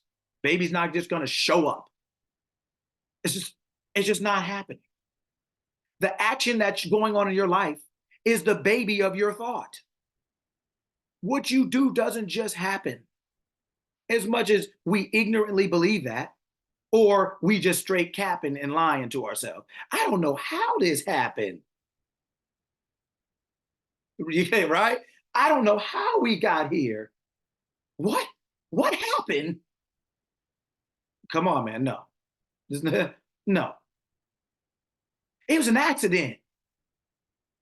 Come on, man. No. You just didn't mean for that to happen, but you meant what you were doing. And you were doing what you were thinking. Just because you didn't know or you lied to yourself about what would happen doesn't make it an accident. It just now makes it your problem if you call it an accident. It just makes it your problem now, so to speak, right? So what I'm saying is we have to condition our mind. We have to start learning to think to like we are like you have a business plan and you have a vision board and you have all these you have to condition your mind to the life you want to live. That's righteousness. The life you're living against your desire is sin. You're sinning against yourself. You are living in a way that you don't want to live, but it's because you're thinking in a way that doesn't allow you to live the way you want to live. And unless or until you're willing to change your mind, you can't change your life. You can't outwork it. You can't out hustle it. You can't outgrind it. You can't. If you would really, yeah, we're almost done. If you would be willing to change the way you think, your whole world would change. Hear, O Israel, the Lord our God is one. One God in all, above all, and through all. There's one consciousness. That's why all of us say I am. So if I assume myself to be successful, and there's only one consciousness, what do you think is going to happen to me in the world? What's going to happen then is that consciousness is the same as the consciousness of a customer. You don't think that consciousness knows how to talk to that consciousness? There's only one consciousness. When you have a cold at home, let's say, if you go to work with that cold, don't you still have a cold? Meaning, aren't you still sick whether you're here or there? Because you're the same person. Well, if you think of yourself wealthy, there's only one consciousness. You don't think that wealth knows how to talk to so-called another person because they have the same consciousness as you. It's the same consciousness. So then that wealth then knows how to say, oh, okay, to that customer will buy your thing because it's an expression of your wealth. If you have a business, they're going to buy your thing because if you consider yourself to be successful, then you need a physical reflection of that. That physical reflection of your company is a customer. If you condition your consciousness to success, it will find all your customers for you because they're nothing but physical reflections of this. There's only one consciousness. It knows that your consciousness is the best marketing and advertising you could ever get because it knows where everyone is. And guess what else it is? It's free. And guess what else you can market and advertise? All night. And guess where you can market and advertise from? Wherever you are. Because your consciousness is saying, I am this. And as a result of that, I need to find a physical reflection of that. That physical reflection in the business will be called a customer. So if I have the physical reflection of me, then is what? Well, if I say I'm wealthy, then I need a physical reflection of that. Or I have $1 million business. That means I need to have customers that reflect that. So when you market and advertise, aren't you looking for them? Well, why would I don't need to do that? Hell, I'll find them myself. But the assumption that I am, that consciousness that's alive in everyone says, okay, this is the person to pick, this is the person to pick, this is the person to pick, this is the person to pick, and they will come to you. They will find you because they're nothing but physical reflections of you. Does anybody have to go search for a cold? Anybody driving down the street looking for a headache, looking for a sore throat? Didn't it find you? What makes you think, well, how come only the bad can find you? You don't think that's all weird? Anybody looking for a sore throat? You know what? Where are you going? Oh man, I'm just going to drive down the street because I heard that a sore throat is about 2 blocks away on the left. Anybody looking for that? Hey, I heard bankruptcy was like three blocks away. I'm gonna see if I can catch it before it goes. How come only the bad can find you? How come you never have to go out looking for it? But how come when good comes, you got to market, advertise, be on Instagram 58 times, do 6,000 posts, 800 lives, 6,000. How come your good you have to find like it's a runaway child? How come you have to be like some kind of parole officer or some kind of bounty hunter for your good? But boy, sickness will find you, boy, like it's got a warrant. Like it's the police doing a raid on your house. They will find you. Won't poverty find you in the middle of the night? Like the FBI busting in your door? Freeze. Don't you wake up like, oh God, that bill still ain't paid.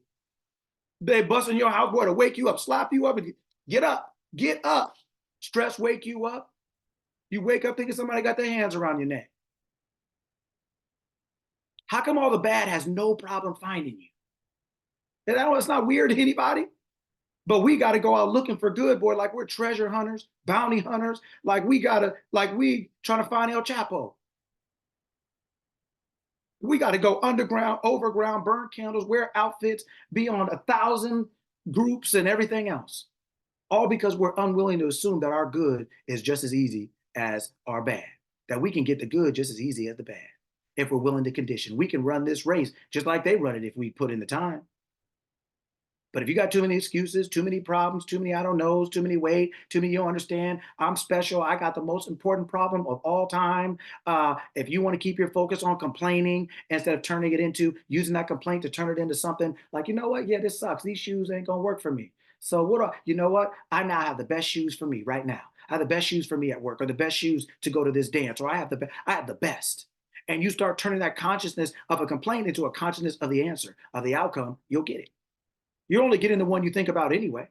You're still running the same race, but you can run it with corns and bunions and blisters and everything else because you're unprepared, or you can run it like you stole it, like they do for 2 hours, smiling, winning.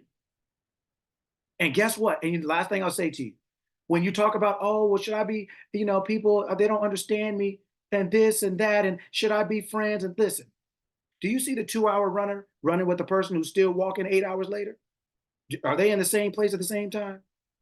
Do you see them hanging out? Do you see the 2-hour runner concerned about what the people in the back are doing? Do they look alike? Do they run alike? Do you think they talk alike? Do you think their week is alike? Do you think their training schedule is alike? How can you therefore, you wouldn't even be in the same space? It only takes them, 2 minutes? And they're never in the same screen again. Isn't that true? It takes about 2 minutes for that 2-hour runner to be so far ahead of that 8-hour runner, they're not even in the same space. Sometimes you just outrun people. Sometimes you just outgrow people. When you start conditioning your mind, there's going to be some people you leave. Just running will do it. It's not that they can't run with you, but they can't run with you. It's not that they can't run with you, they can't run with you. They're not here on Saturday. And I mean, whatever this Saturday is, it's you Monday talking to yourself. It's you Friday talking to yourself. They can't run with that person thinking like that. So you're not disrespecting anybody, mistreating anybody. How come they're not disrespecting you running with you? How come they're not up there in the front with you? How come they're not running that 2-hour marathon with you? They ain't complaining about that, but they want you to walk back there with them. Well, what's the point of me training if I'm walking with you? I'm not here to walk with you. You better catch up. Stop sitting in the back. You better sit in the front. But I'm here to run. You're all here to run your race. You're here to train your mind to run your race so you can experience victory in your life. There ain't nothing happening in the back. You ain't figured that out yet? There's nothing happening in the back. Okay? Nothing. Nothing's happening in the back.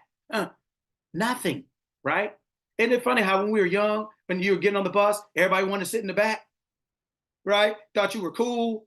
Now, if we all had to get on the bus today, nobody would be fighting for the back. We'd be sitting up in the front so close to the bus driver, boy, we'd be sitting in his lap if we could stand up. Hey, can I stand right next to you? Isn't that funny? And the back, when you're young, everything is in the back. When you're older, everything is in the front. Anybody want back row seats to the concert? Hey, you know what? I'm going to see Jay-Z. Man, I'm out there looking for the parking lot. Don't you see me? I'm out here getting it. Everybody fighting for front row. But not when you're 15. The immature mind wants to sit in the back. The mature mind wants to sit in the front. The conditioned runner is out there in the front. The unconditioned, non-conditioned runners are not running, they're walking. They're smiling in the front. They're suffering in the back. So sometimes you just outrun people. Sometimes you're just in better shape and they just can't run with you. So you don't owe them walking in the back any more than they owe you running in the front. Let them run their race, but you don't stop your life to walk with people in the back. If they chose not to condition themselves, they can walk. Stay your butt in the back, but I'm in the front. I didn't do all this training for months for this marathon to come to sit back here and walk and eat Pop-Tarts and gummy bears with you in the back. Not doing it. So if you want to be with me, great. You better tie them shoes up. and get to the front, right? Start working out, start conditioning your body. Well, start conditioning your mind, right? There's going to be some people that you outthink, meaning your life is going to grow and expand. Hey, I love you, no hate, but I live here now. I live like this now. I do this now. I do this now. I don't do that anymore. I don't walk in the back anymore. I don't sit in the back of the bus, the back of the class, and I'm not walking in the back of the marathon. Right? So these are things that I want us to understand. Right? Start conditioning your mind to win. There's not 1,000 other things that are more important. Frankly, nothing else is important because you are only running the race according to the shape you're in. You're only being the parent according to the shape you're in, the businessman or woman according to the shape you're in. You're only doing what you're doing according to the shape you're in, according to the shape your mind is in. And if you want to run faster, if you want to live better, you need to get in better shape. Whether that is eating better, sleeping better, drinking more water, getting your stuff balanced, working out more, you need to start thinking more, thinking better, thinking more consistently, being more perspicacious, more aware, more attention to detail about what's going on in your mind. You are conditioning your mind to live a life, just like you condition your body to run a race. You better make sure you're doing it right. Because this life is the only one you're going to get as you know it. You can run 10 marathons a year. This is the only one you're going to get as you know it. So you need to make sure you get yourself in shape to run this race so you have a chance to win. Ain't no honor in being in the back. Ain't nobody giving no prizes. Nobody even watching the people in the back. And turn the TV off and went to sleep and they still walking. Right?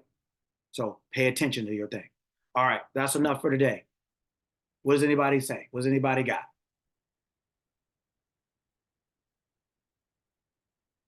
Good morning. Good Coach. morning. That was amazing. Oh, thank you. Appreciate it. Thank you.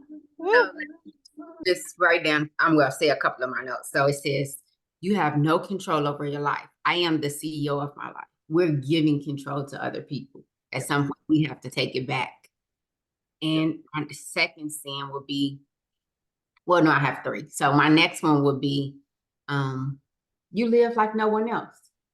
So you're not in competition with no one besides the person of you for yesterday. If I'm in competition, I just want to be better than she was yesterday. Mm-hmm. Mm-hmm. Yes. And what was the last one? Oh, stop watching something you don't like. So it's like we watching the TV show. We like, well, we don't like it, but you continue to watch it. That's the same thing as your life. Turn it off. Do what you enjoy. What makes you happy. That's what you do every day. So that's all I wanted to share. Thank you so much. Awesome. That was awesome. And you realize that you wouldn't do it on TV, but we live the life. We don't like that thought, but we keep thinking it. We won't stop complaining. We won't stop watching the show we don't want to watch. We won't stop living the life we don't want to live. And yet all 3 of those we will hold on to for dear life with excuses. Excuses just keep us holding on to all the things we don't like. Yeah, but, well, then keep it then. Why are you talking to me about it if you want to keep it? Right? So you're absolutely right. And you put those things so concisely, all 3 of those. That was nice. That was lovely. So that was wonderful. You're absolutely right. Absolutely. Thank you. Yes. Coach, I wanted to share. Yes. Unless somebody had their hand raised, am I jumping the line? No, you're good. Okay. Good morning, everyone. Happy Saturday. So when you first came out the gate swinging, my first business is me. Yes. Is what I took note of because that hit home, and what I got out of that was I'm right where I'm supposed to be. I know that I was doing a little bit of this, just doing all the things that other people said to do, living the life that somebody else chose for me, right? And I said, I need to take a step back because what I'm doing is not working. And I know that it's not working because there aren't any results. So I had to take a step back out of all groups, even logging into our morning meetup group. I love my family and all of them are here. And I love being with them in the mornings. But for me, when a speaker came to the stage, I took on whatever they shared as, okay, I have to execute this. I got to execute that. I got to execute that. And just spin it around in the mud, spinning my wheels in the mud and not going nowhere, not gaining traction. So I said to myself, I have to take a step back outside, stop participating in anything outside of me, get to know who Monique is first. And that's when I went in my bathroom and I realized that I had a note that I posted on my wall in my bathroom that I read every day since 2021. I had no idea what it meant when I posted it. Last week, I read it and it clicked. I was like, oh my God. It says, I assume that I am the one that I want to be. I had no idea what that meant when I wrote it. And it just clicked this week because I decided to take some time out and figure out who Monique is, what I want, and not what other people are spoon feeding me. And I recently saw on, I don't know where I saw this at, but it said your reality is negotiable. You don't have to stay where you are. And I don't know, I have a whole page of notes, but I want to let somebody else share. But thank you for letting me share. Yes, you're welcome. And one thing I'll say before somebody else goes is that, to your point, is reality is negotiable because we are reality. We are reality. And what we call reality is just the expression of ourselves. Reality, what humans call reality, is nothing but the physical expression of our conditioned consciousness, meaning I am believing itself to be, whether it is a human, broke, sick, happy, healthy, whatever else it is. If we don't know that, to your point, if we don't know that because we don't spend time with ourselves, we'll never realize that the reality we think is negotiable, we won't realize it's negotiable, and B, we won't realize why it is, because we are reality. We are actually reality expressing ourselves into what humanity calls reality. We are believing ourselves to be, therefore acting and creating the physical expression of that. We are reality itself. The movie screen is not the movie. The film is the movie. And you're using the light to shine on the film that hits the screen. The screen is what you would call reality. The film is your conditioned consciousness. I am this. I'm this. And I am is the light that shines on what you believe yourself to be that hits the screen of your life. If you understand that, then you understand that as long as I have life, I have the screen. As long as I have the light. Now, the reality, the film, the conditioned consciousness, whatever you attach to I am, is the film that your I am is shining the light onto.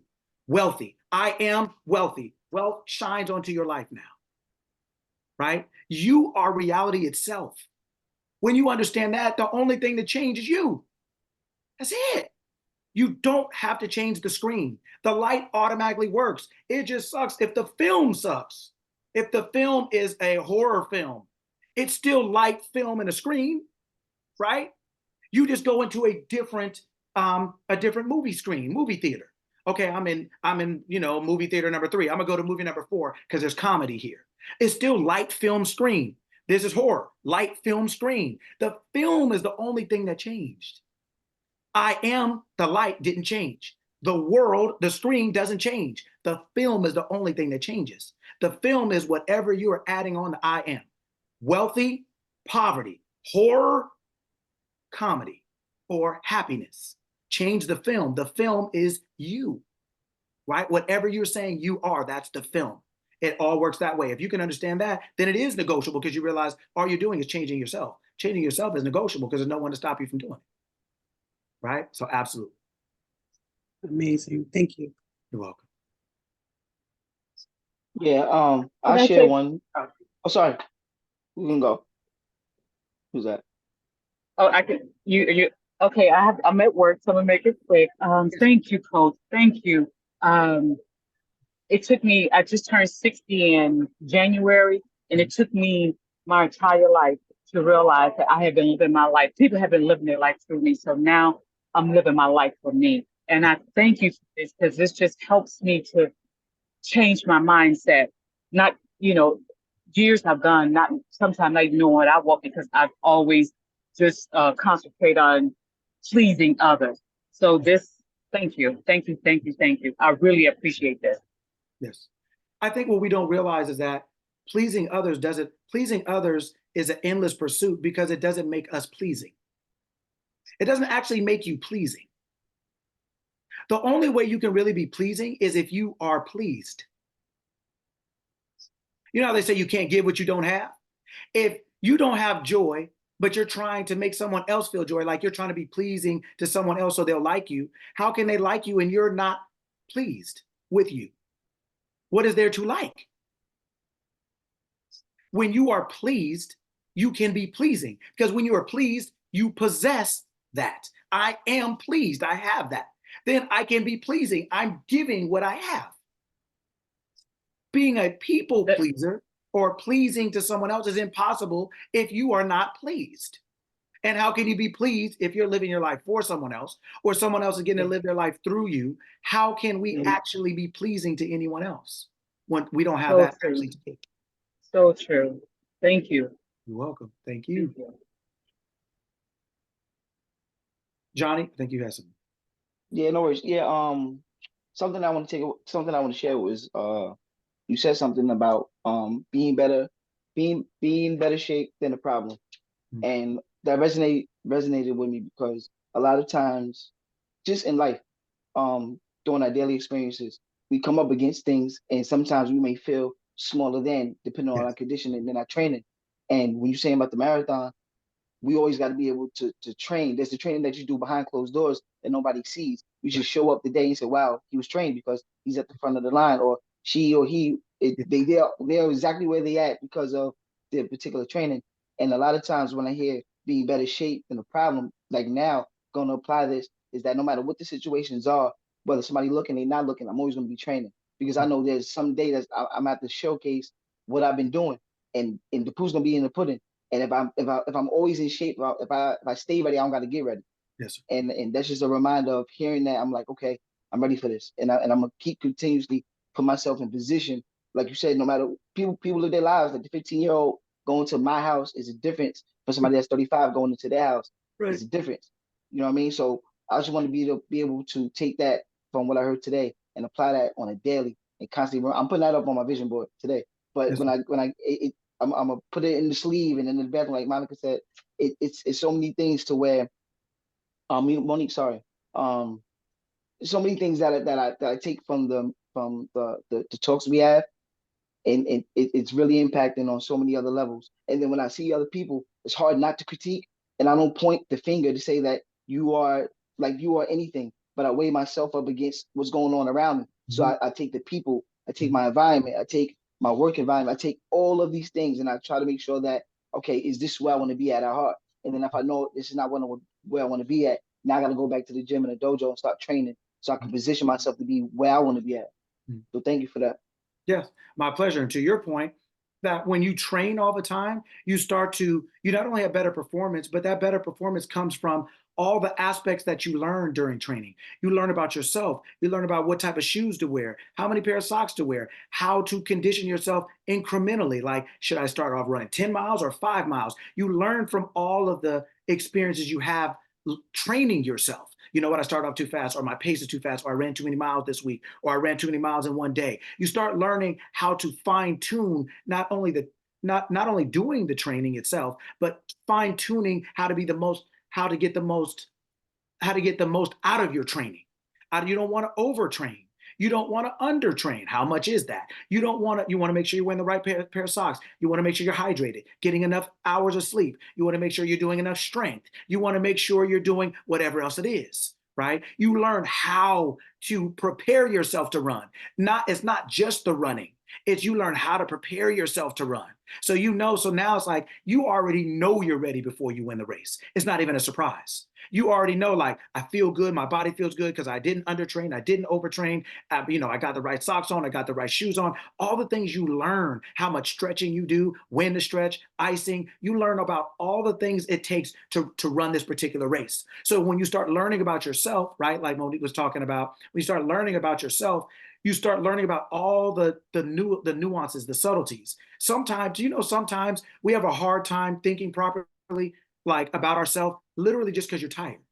You're just Yep. physically tired, and you just feel like, I don't have the energy to say. I don't have the energy to say it how I want it. All I have is the energy to say it how I see it right now. Oh man, oh God, I never have enough money. It wasn't. But sometimes you're so physically tired, you don't have the energy to say something different than what you're seeing in that moment. It's little things like how much sleep you get when you're training. It's all these different type of things that you wouldn't realize matter How many pair of socks on? What do you put orthotics in your running shoes? You know, what type of equipment are you running with? Whether it's long sleeve or short sleeve, is it too hot for that or too cold for that? Is your body warm before you run? All the things it takes to be a runner is not just what you, to your point, it's not just what you see when they're running on that marathon day, but what you see is everything. They're running that way because they have everything firing on all cylinders. And they've done everything to run like that. Everything from the top of their head to the soles of their feet, they are in line. And all of that just takes time and repetition, day after day after day. They train day after day to learn. And you train long enough, you learn everything you need about running in order to run your best race. You train your mind every day and you start learning everything it takes to live well. You start learning how to hydrate yourself or how to stretch or you start learning how to do those same things in your mind. So because every day in life is a race. Once you run that marathon, you can run another one, but it ain't the same one that you just ran. You can run tomorrow. You can live tomorrow, but it is not today. So every day is a race. And every day we take our outcomes, review them, and say, okay, how can I run this race better tomorrow? What adjustments can I make? Oh, you know what? I need to have 2 pair of socks on. I should have probably had a little more salt because my balances were off. So I was cramping a little bit. Or I probably should have stretched a little bit longer. That's not guilt. It's not shame. That's not anything. That's just adjustment. It's just adjustment. When you're driving straight, you're still going like this constantly. They're minor adjustments, but the minor adjustments will keep you straight, right? It's the minor adjustments that keep you straight, right? When you're constantly aware, right? And you'll see, man, you'll start running faster and faster, and it'll be easier, and you'll feel better, and then you'll start looking forward to it more. Life will be just like that race. You'll be faster, you'll be better, you'll be looking forward to it more because you're better at it. You're just more skilled, right? Less things come up against you, and even when they do, you just dominate. You out there running fast in the rain, and you think, man, it's raining, and that might be the fastest race you ran all year in the rain. Because it may have intensified your focus even more. Because now you see rain, but now you're like, all right, I ain't gonna let this rain stop me. And it may hone you to focus even more than a regular day, than the wonderful environment, right? Stuff like that, right? So you're absolutely right, brother. Absolutely right. Thanks. Yes, sir.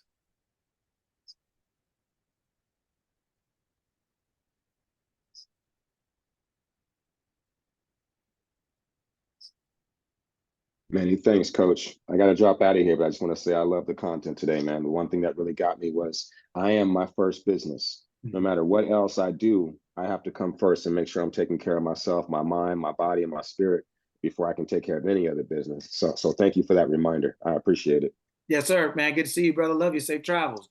Likewise, brother. Yes, sir.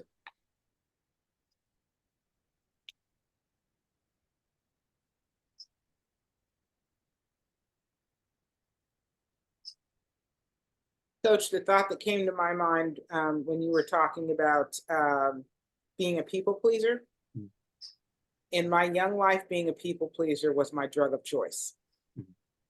And just like any other drug, the thing that I learned about myself in the people pleasing genre, you're right, you can't really please people.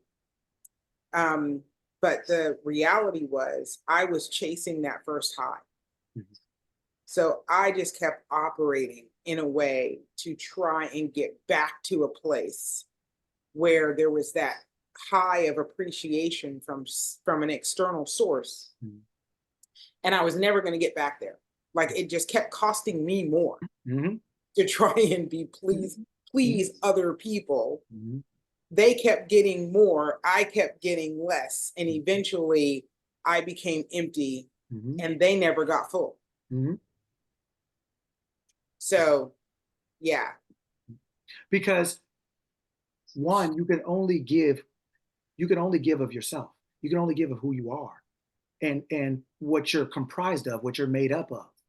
And so if you don't feel pleasing, even though you may want to do something for someone else, if you don't feel pleasing, you can't, if you don't have it, you can't give it. Right. Number one. And number two, because we don't know who we are or we forget who we are, we so desperately seek validation from external things but that is an endless pursuit. And it's never going to ever be as satisfying as when you are self-satisfied, when you are self-gratified, when you love yourself, when you look in the mirror and you smile, when you look in the mirror and you say, man, I love me. I love me some me, right? If you say that, you are conceited. But if you tell someone else, you're a good person. So let me get this straight. You're a better person by telling them you love them, and a worse person or a crazy person or a conceited person if you say it to yourself. That is how backwards we have been conditioned to believe about ourselves. And so people genuinely don't know why they're so lost, or don't know why they have such low self-esteem, self-value, self-identity, a self-concept. They don't know why it's so warped, or um, why it is so insignificant, why it's so just powerless. Because we're taught not to look at ourselves that way. We're taught not to give ourselves anything, any time, any love, any respect. It's always donate, be charitable, think about others, put others first, be of service, be of this, be of that. And it's like, how can I be of service if I'm the server and I'm the server and I ain't got nothing? In my best English, I don't have nothing to serve you, right? A waiter and a waitress is a server, are servers. What if they come to your table with the little tray and there's nothing on it? How does that work? Right? You're not of service because you got this little thing in your hand if there's nothing on it. You're not of service to anyone if you're empty on the inside. But we've been conditioned to believe that if we give to someone, then we can feel better about ourselves. Why? What if there's no one around to give? What if you're the only one at home? What if you can't get anybody on the phone? So you can't get anything for yourself. You can't love yourself. You can't enjoy yourself. You can't. Why? Because you can't give to someone else for you to feel valid to love yourself, or for them to give you that love. That's insane, and it's impossible. To your point, it's a never-ending search for something because it's never satisfiable. It's not something you can satisfy. Right. They call it selfish to love yourself, but you're a good person to love someone else. What kind of insanity is that? You are the most important person in your life. You are the most important person in your life. You're all things being equal, your parents are not going to outlive you. All things being equal, you didn't have kids when you were 12 or 5. All things being equal, you didn't have a spouse when you were 5. So the only person that's going with you along the whole journey of life is you. You are the common denominator. You are the most important person in the equation. Do the math. Then how in your right mind can you walk around telling everybody how much you love them and you haven't told yourself one time this week that you love you? How insane are you? That is insanity. That is ridiculous. And we wonder why we're lost. We wonder why, right? So loving yourself, respecting yourself, being aware of yourself is the most valuable thing you could ever do. You are the most important person in your life. You are, not your kids, not your wife, not your husband, not your spouse, not your significant other, not the world, not your charity, not your sorority, not your fraternity. No one outside of you is more important than you. You are the most important person in your life. That will always be. Oh, it sounds noble. Oh, I love my wife more than myself. No, you don't. It's not possible. You can't give her more than what you have. You don't have more love for her than you have. If you have 100, you can give her 100. You can give her all of it. That's fine, but you can't give her 101. You don't have it, right? So you can only give what you have. And that love you have for yourself is what you have to give to anyone. But to Leslie's point, when you're trying to give it away to everybody else, you over here giving out loans and you bankrupt. You over here lending out money you don't have. Johnny's like, look, hey man, I need $20. I want to get this hat real quick. I'll give it back to you later. I'm like, cool. And I go in my pocket and I have no money. What is he going to do with that? We're trying to give stuff we don't have, thinking because everybody's told us that that's what makes us valuable. That's what makes us wonderful. That's what makes us good people. No, it doesn't. All it does is make you bankrupt. All it does is put you further down. Now you've overdrawn the account, and now you have the bounce check fees and the overdraw fees. All you got are fees. That's all you have are fees, right? So absolutely correct, Leslie. Absolutely correct. Thank you, Coach. Yes.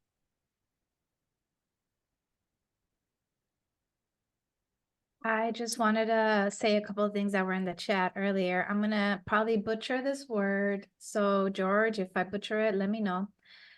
Pers Oh, perspicacious. yes, perspicacious. Thank you. Yes. Having keen mental perception and understanding. Word of the day. That was a good one. And then Monique had mentioned Habakkuk 2.2. No. I had to look it up. So thank you for sharing that because I didn't know about that one. So thank you. I didn't even know like there was a book that called that. So yeah. And then yeah, I just wanted to share a couple things from the chat. Because Okay. I'm not sure if you're seeing them. A little bit because I'm closer now, but Uh-huh. Yeah, I don't really go into them, so I figured you would at some point. Yeah. Yes. Yeah. And then a bunch of cheering, a bunch of fire, fuego, fuego. Amazing as usual. Okay. Wonderful. I'd like to share. Great. Good morning, everybody. Good morning. I loved what you talked about today. Like as soon as you started talking, I was like, oh, this is for me. So you kind of brought out what I was already feeling for like the past couple weeks, maybe months, when it comes to spending more time with yourself, getting familiar with the thoughts that you have. Sometimes it's like, okay, go meditate. And then it's like, okay, well, meditate on what? What am I doing? Am I just sitting? Am I quiet? And I love how you went into detail saying like, replay your day, listen to the thoughts that you're having. And then you talked about training your mind. And I was like, well, what steps do people take to train their mind? And then I loved how you talked about getting conditioned to win, to whatever it is you want to do. You don't just get up and go do it. You go and you train. Because these past 100 days, I was getting up and I was doing my gratitude and I was going live. And what else did I do? I set intentions and I read a book. I was like, okay, I'm training, but training for what? Is this good? Am I, doing, what am I training for? And I guess I was trying to build that trust back up into myself because sometimes I would say things and not follow through. And so that's why I said I did it, but I'm like, okay, well, what's next?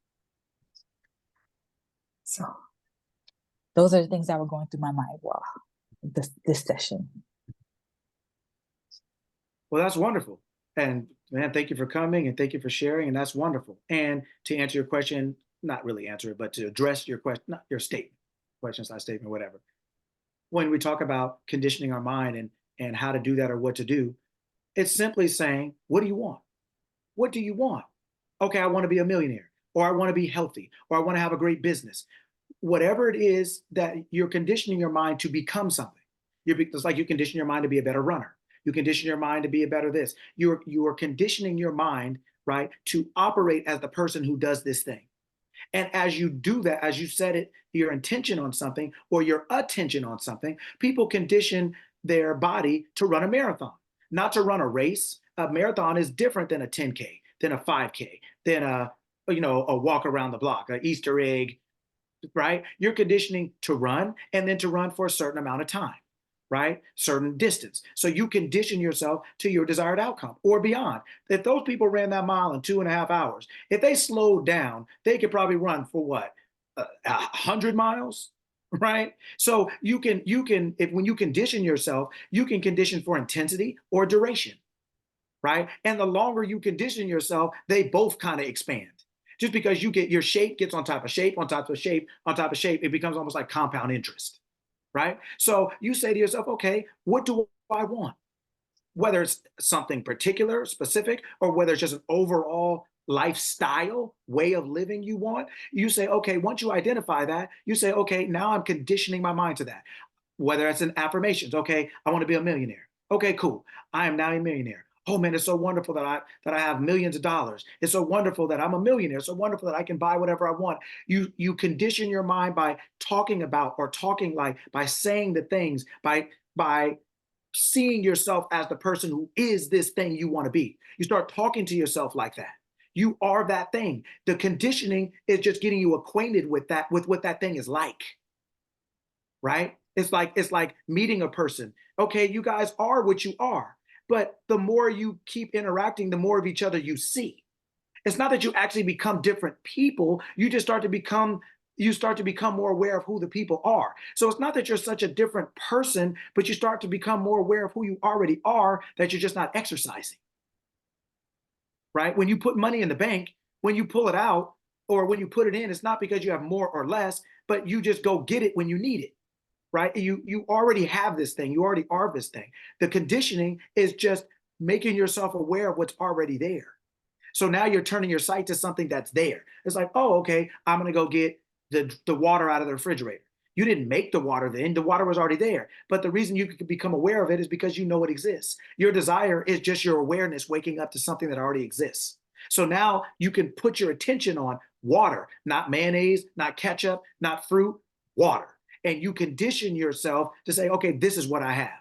And it's like a best friend. You keep talking to it, talking to it, talking to it, talking like it, thinking like it. You're conditioning your mind to the awareness of this relationship, right?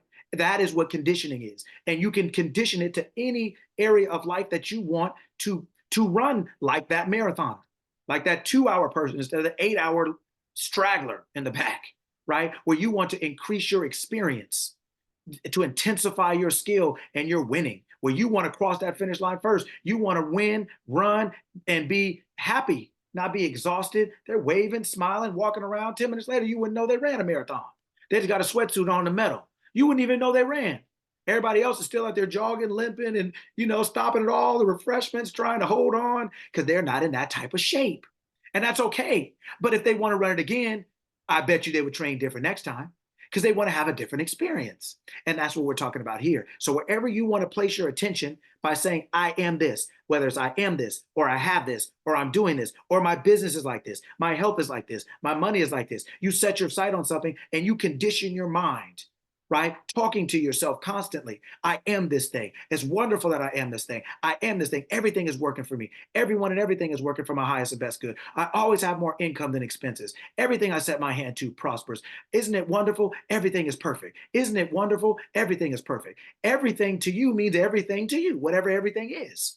But you condition your mind to the awareness that everything is perfect, and that becomes a belief. And I think Leslie was talking about it earlier before the 747. Your belief becomes what you see, because your mind is always there to prove to you that what you're thinking is true. It doesn't care what you put in it.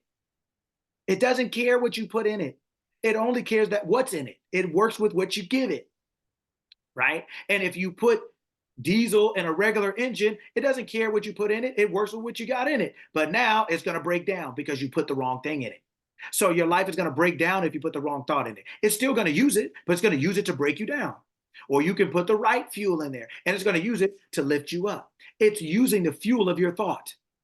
So you don't get to change thought. Thought is automatic, but you can change and choose what you think about. And that's going to determine whether you break down or whether you go up.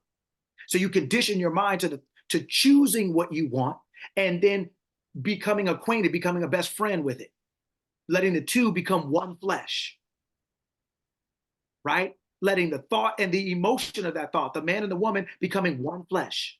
Consciousness will see you as one flesh. You are one with your desire.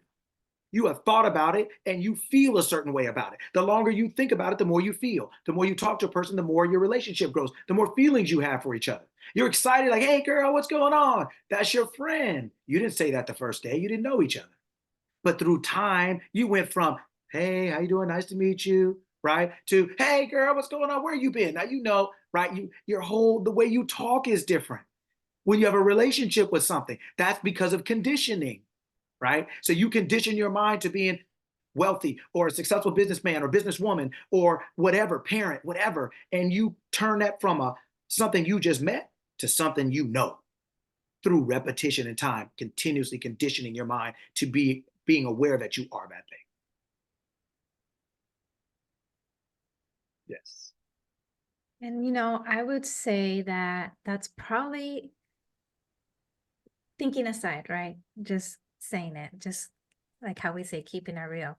It's easier said than done, really, to retrain your brain with your thoughts. So I can proudly say, okay, I no longer speak bad to myself. Like I'm no longer saying, oh, you're stupid for that, or, all the negative things that we were probably trained to say to ourselves just growing up in the households we grew up in, or that I did. But sometimes I find myself in like this neutral place where I'm not necessarily talking negative to myself, but I'm also not necessarily like saying all those things over and over again. And I think that's where you were talking about, like that training, the conditioning takes place. I have to consciously make that effort to constantly be speaking to myself those thoughts so that I can repeat those thoughts to myself, if that makes sense. So I would say definitely that's been probably one of the most challenging things to do, because even though it makes sense, it sounds simple, it's, you know what I mean? Like it sounds like, okay, yeah, that's all I got to do. To really actually apply it is actually a whole nother thing. Like you actually, and then when you do apply it, it's like you see the difference, you feel the difference. Because I've had those moments where I'm on a roll, like when I used to go doing my meditative walks, like before I went to Puerto Rico, for example, and I was like on this like huge meditation role. And environment plays a big role, right? Like, I went to Puerto Rico, and then the people that I was surrounded with was, I was around older people, right? So that negativity, I mean, you remember I would call you and be like, oh my God, I need to talk, I need to talk about something else, because right now I can't with this, and it's been really, like, how can I say it? I love seeing my family. I love visiting, back home, but it really took me out of that routine of constantly saying what I wanted to say to myself, and it's been kind of a challenge to get back on that horse again, for lack of better words. So just wanted to share that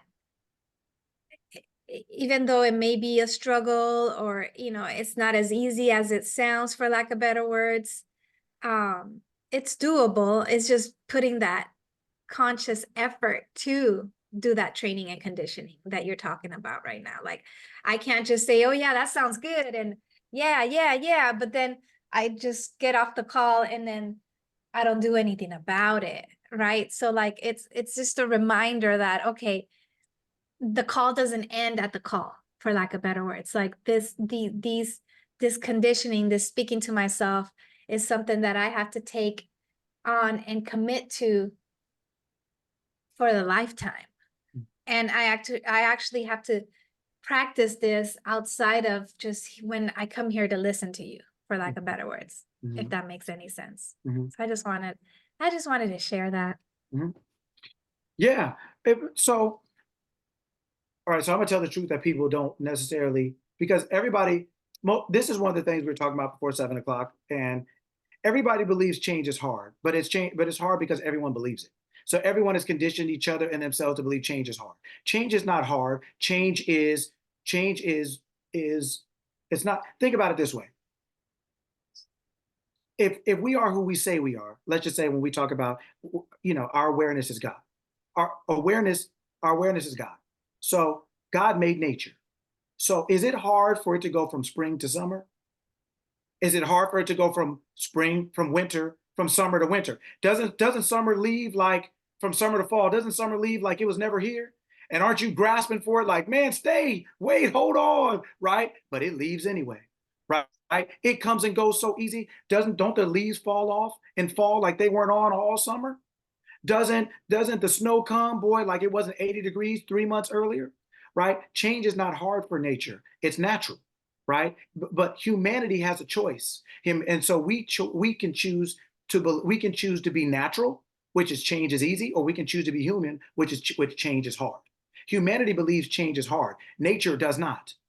And since we are the creator of nature, change is not naturally and inherently hard. We have conditioned ourselves to believe that change is hard. Now, change being hard is really what it is a lot of people don't want to change from what they are to what they change to. So they're changing begrudgingly. They're changing out of obligation. They're changing out of mandation. They don't want to leave what they are to be something else. They don't really want to do that. Somebody tells them they should, they think they should, it's probably a good idea, but that's not really what they want, right? It's not hard. It's not hard. It's a belief that it's hard, but it's not hard. It's a belief, and it is something that we've been conditioned with. And most of society, there are several thoughts that most of society thinks. There's a lot of thoughts that a lot of society thinks, but there's a couple like change is hard. Everybody's afraid of something. There's a couple that majority, like almost all of society believes, but that doesn't make it a fact. It makes it true, and it doesn't make it the truth. It makes it true for you, meaning whoever holds that belief. It is nothing but a belief. It's not a fact. It's a belief. How many young people change their mind all the time? Right? When you've had a young person, meaning that is now an older person. How many things did they say they wanted to be each week? Right? How many? Oh, I'm going to go to this college. Or I'm going to go to that college. How many times did they change their mind? Right? How many times do we change our mind a day about what we're going to eat or what we're going to do or not do? We change all the time. We call it changing our mind, but our mind is where everything starts. So it's natural. The natural part of us changes all the time. Changing the action is what we call hard. But the problem is because humanity uses action. But if we don't change our mind truly, then the action won't change. So we're not really changing our mind. We're trying to keep our mind and change an action. And you can't do that. Changing our mind is easy, but we have the belief that it's hard. But changing our mind is just like the seasons changing, just like the tide coming in and out, just like the stars shining and then the sky covering it so you don't see it during the day, like the moon coming up and the sun coming up. It's not to nature. Change is not necessarily saying I am or I'm not. It's just moving into the next iteration of itself or its day.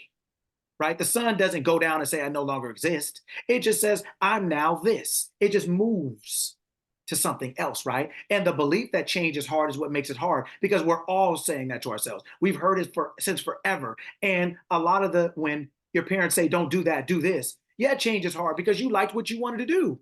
And somebody else is telling you to do something different and you don't really want to do that. So changing what we want to doing something we don't want is hard. Who wants to do that? Right? But the actual change itself is not hard. It's just how we feel about the change that's hard. So I'm about to say, if we set the belief and the expectation of change is easy for me, I can always change into whatever I want to be. I can change my mind so fast, boy, you never thought I thought that before, right? If we change our belief about the ability to change, we would see how easy change. We would change as adults like we changed when we were kids. Kids change their mind all the time. I don't want that. You said well, I changed my mind. I don't want that. But we won't let them change it, right? Well, I already cooked it. You're gonna eat it now, right? But we change our mind all the time. But we think we can't change our mind about ourselves. Yes, we can. And you can change it just as easy from saying, I ain't eating Cheetos, I'm eating Doritos now. I changed my mind. You walked into 7-Eleven, swore you're gonna get these chips, then you saw these other ones, you changed your mind. We change our mind about things all the time, right? But when it comes to ourselves, then we make it rocket science, we make it Arabic, we make it arithmetic, we make it a whole bunch of complicated things. It doesn't have to be because we don't think we can change ourselves just as quickly, but it's the self of us that's changing all the time. I don't want these chips, I want that. I don't want to go there, I want to go here. I don't like this, I like that. We change all the time, right? So change is not hard. The belief that it's hard is what kills us, is what makes it that, because we go into it, and a lot of that is not conscious because we've heard it for so long. We're like, oh God, I got to start this new diet. It's a change. And the reason diets don't work is because we focus on what we can't eat. That's all we focus on is, oh man, you can eat everything in the world, no donuts. That's all you be thinking about is donuts. You don't even eat donuts, but you be thinking about donuts. That's all you be thinking about because it's something you can't have. And you fixate on what you can't have. And that's why diets don't work, because you fixate on what you can't have, right? That's why we have a hard time changing, because we're fixating on one thing and we won't turn our attention into something else, right? We won't turn our attention to being or doing or having something else. right? So it's not hard to change. It's not. That's just a belief. And we can change that belief. Start telling yourself, you meaning all of us, start telling yourself it's easy to change. You change so quickly and easily when you have a better idea or a better thought or a better way to do something. And you know what will happen is not only will you change quickly, you'll get all the resources it takes to change quickly. Your mind will change quicker. You'll get a better way to do your business, a better way to parent, you'll get different things because you're open to it. When you're not open to change, you can't change physically. And when you're not open to change, you can't get the ideas that will do it.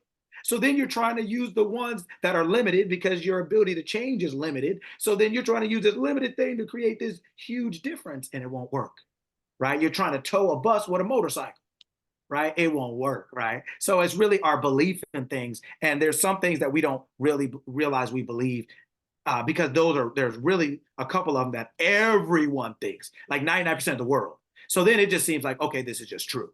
But it's not.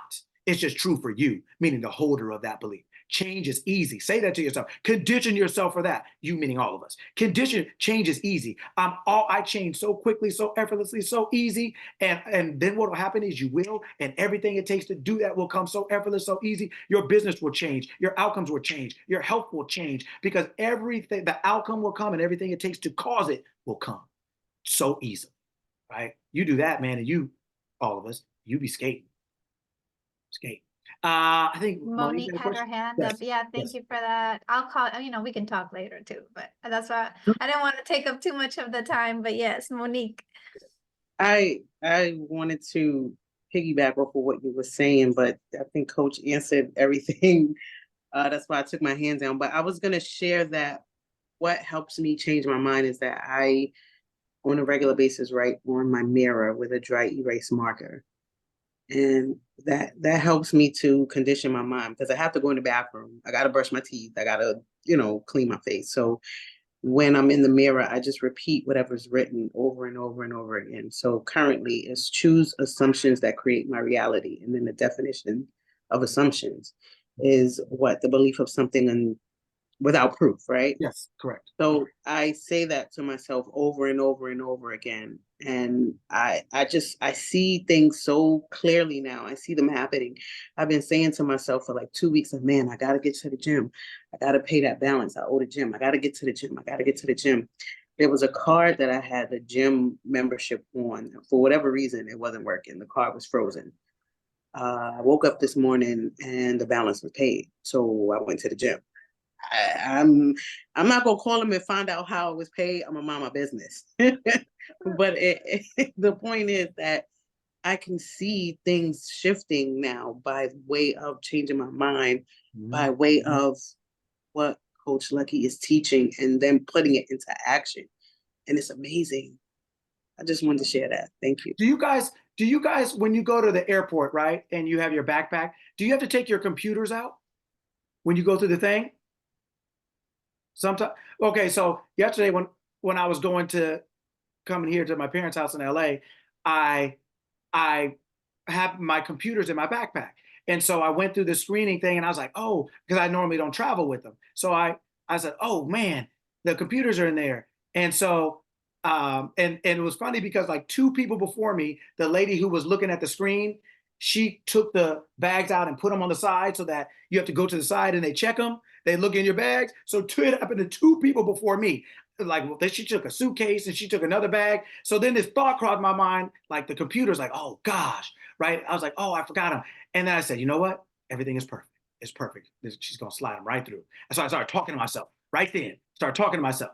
Man, she slid them straight through. I took that backpack. I got up out of there, put my shoes on so quick before she changed her mind. I thought, but my point is, in that moment, that we have a moment. We have a moment where we get to choose how something's going to go for us.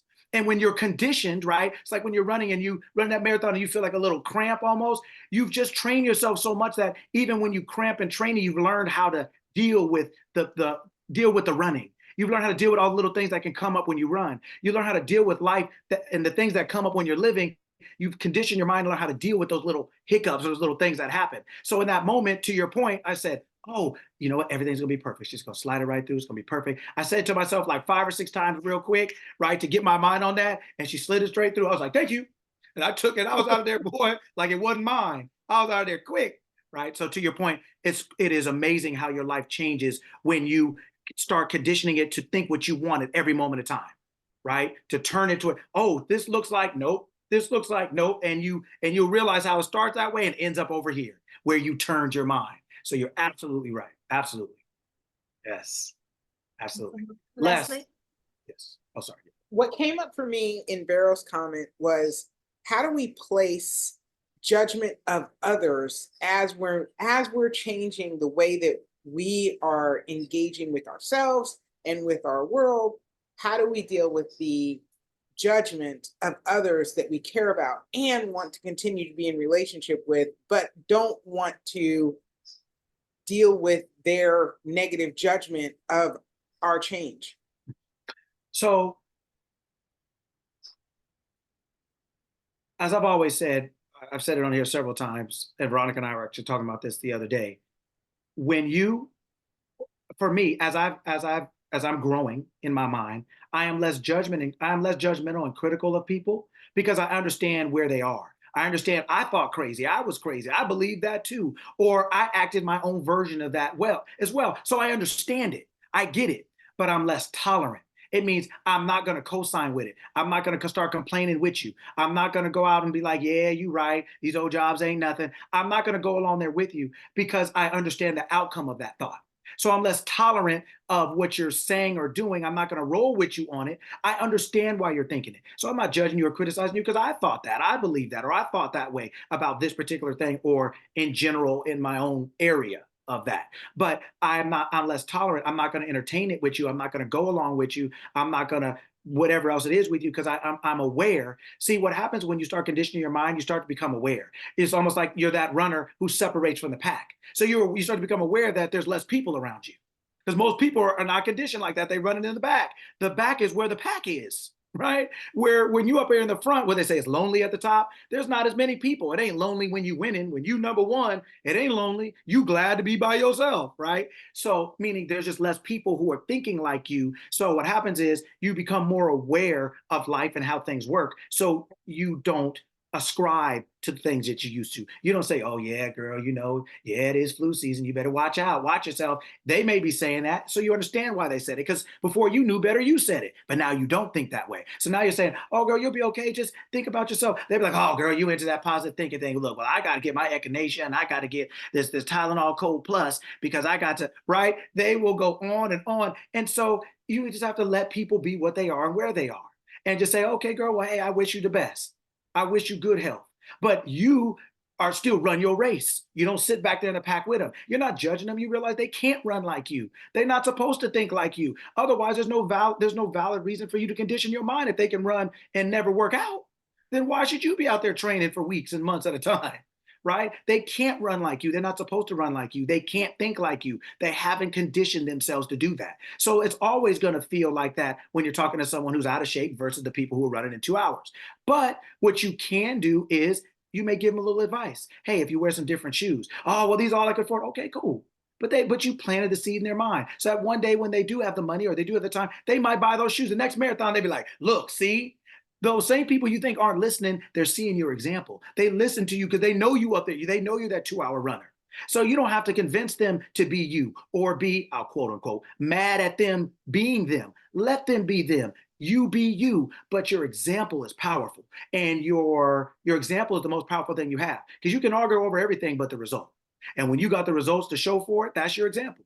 When you're always healthy, when you're always winning, when your business is cracking, then they can say what they want, but they see what it is, right? And then when they ask you, all right, girl, look, I don't want to hear about this manifesting and positive thinking, but how did you get your business like that? Because, and you're like, hey, girl, well, you asked me, I'm telling you, you don't have to like what I'm saying, but you can't dispute what's happening. So you have to listen to what I'm saying. And so they come to the point. Those people in the back don't have the same shoes as the marathoners. They'll start buying them shoes when they want to run faster. And when they see and you do it and seeing it, your example is the best, right? So you don't have to be tolerant of people's stuff because you know where it's going to lead. Hey, I love you. I'm mad, but I can't do that.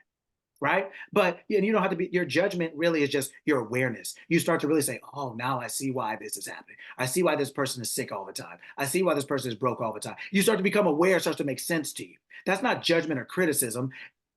but it's just awareness first. You're like, so what you do with that, condemning them for that, is judgment and criticism. Being aware of it is just a reflection of your own process, of you now learning how to think in a way where you no longer have those experiences. And when sometimes you love people enough to try to tell them, and sometimes all you can do is be an example, but you keep running your race because it's better in the front. You ain't tripping over nobody. Nobody's spilling no Gatorade on you in the front, and the cameras are on you in the front. It's good up there in the front. You just keep running. Got it. All right. Name twin. Go ahead, Veronica. Okay, so my last thing I wanted to say was in reference to what you were speaking on earlier. Sometimes it's the stories we tell ourselves. Mm-hmm. We get to choose how we respond to things. Mm-hmm. Do you tell yourself the story that you're defeated, you didn't have control over the outcome? Or do you tell yourself that I understand that happened, but I get to now determine how I want to respond to it. So I'm going to tell myself the story that empowers and uplifts me versus the one that someone else is in control. Because if I put it off on someone else, I can't change them. I only can change me. So if I put it, okay, I allowed that to happen. Well, not that I allowed it to happen. That happened to me. That's fine. Now, how do I respond to it? What do I do? Mm-hmm. Sometimes that's powerful. Then that comes from conditioning. The stories we tell ourselves are nothing but a verbalized condition. We're telling ourselves what we think about whatever this means to us. And what we think about whatever this means to us is a belief we have. And all beliefs come from conditioning. They come from the story we tell ourselves consistently. Does that make sense? So how we respond, or the story we tell ourselves, is coming from the fact that we believe this and we keep saying, this means this, this means that, this means this. And to your point, the mature mind, the conditioned runner, can get a cramp just like the non-conditioned runner. They just get less of them and they know how to deal with them when they come. Right? The successful business owner may have a sale that didn't go as well as they would have liked to, but they have more good sales than way more than bad, and they know how to deal with the sale that didn't go as well. Like you said, okay, this happened to me, but I can give them a refund, or this happened to me and they can just pay me when their card clears. There's like things, it's not that things don't ever happen to you, they just happen far less, and the way you deal with them are completely different because you've conditioned your mind, right? You run much faster because you're in shape. When you get a cramp, you still can run because you know how to deal with this little thing that happened to you, right? We know how to deal with the things that come up as a result of running, or as a result of living, as a result of being a parent or being a business person. We know how to deal with the things that come up. Our conditioning allows us to deal with those differently than the people who are not in that type of shape, who are not in that type of mind. When a cramp comes up for an unconditioned person, they thought they're going to die. They just fall out like, oh, this is the big one. And they're grabbing the sides like, that's not even your heart. What's wrong with you, right? But they think they're going down because they've never felt that pain before, but they've never run this long before. That's part of the conditioning, is all the things that you learn along the way about your body and hydration and your muscles and stretching. You learn about all those things and how to deal with them. So in the race, that may happen to you, but when you're in shape, you don't panic. When you're in shape, you're like, okay, you know how to deal with that. You may take a couple of deep breaths, or you may slow your breath. You may do whatever. You've learned how to deal with some of the things that come up. This is happening right now, but it doesn't make you panic because you're in shape. Your thoughts are in shape. Your responses are in shape. Your conditioning is in shape. Your endurance is in shape. Your strength is in shape. Your self-confidence, your self-belief, your self-awareness, your self-discipline. The aspect of you have conditioned yourself. You have conditioned your mind to perform at all weather, in all times, in all situations, every day, right? So there's nothing that comes up against you that you can't outrun, overcome. You're just bigger than that. You're just stronger than that. It happened. Cool. Now I'm hitting back. Now this is going to happen. This happened. Now this is going to happen, right? Then that's what it is. Things like that, right? So absolutely. Absolutely. Wow. Well, hey, it's 9, a little after 9, and I want everybody to be able to get out on their Saturday. Does anybody else have anything they'd like to say before I let you go? Thank you all for coming. Another wonderful Saturday, this time coming live from Los Angeles and all that good stuff. So anything anybody else want to say before I let you go? Lucky, the kids were here the whole time. I was on another call, but I came in about 30 minutes ago. God bless you and keep you always. Just thank you. I'm excited about the replay. Cassidy was telling me, you got to listen to the replay, Mom. This was really good. They don't interact in the chat. I get it. I don't, I'm not gonna force them to interact in the chat, but just thank you for being the motivational light that you are. I think Gavin wants to add something. Just wanted to say thank you, coach. This has got me in the right headspace. Feel me? Just seeing more Black excellence in the morning. Cause I just watched the was like a documentary or was it like a movie? Oh, the Bob Marley movie. Yeah, we went to watch the Bob Marley movie. So it was just like, Black excellence at night, and then I get to get up in the morning and get to see even more Black excellence. So it was just like, the icing. You were basically just the icing on the cake for the inspiration that I needed for like the year, the month, basically. So I just want to say thank you, and I appreciate it. Yeah, I appreciate you all, you and your family. I appreciate all of you. Thank you all for coming. Appreciate seeing you and your sister and your mom all the time. I appreciate that. And I'm glad that we're all coming together to reason, to learn from each other, learn with each other, and to remind each other of who we really are so that we can act like it, right? All the time, and conditioning our mind and who we really are to live this life the way we can and the way we should, right? We're supposed to win. That's who we are, right? We already won. If we remember that, we'd win.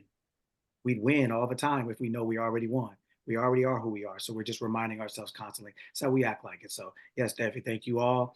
And that's wonderful. Yes.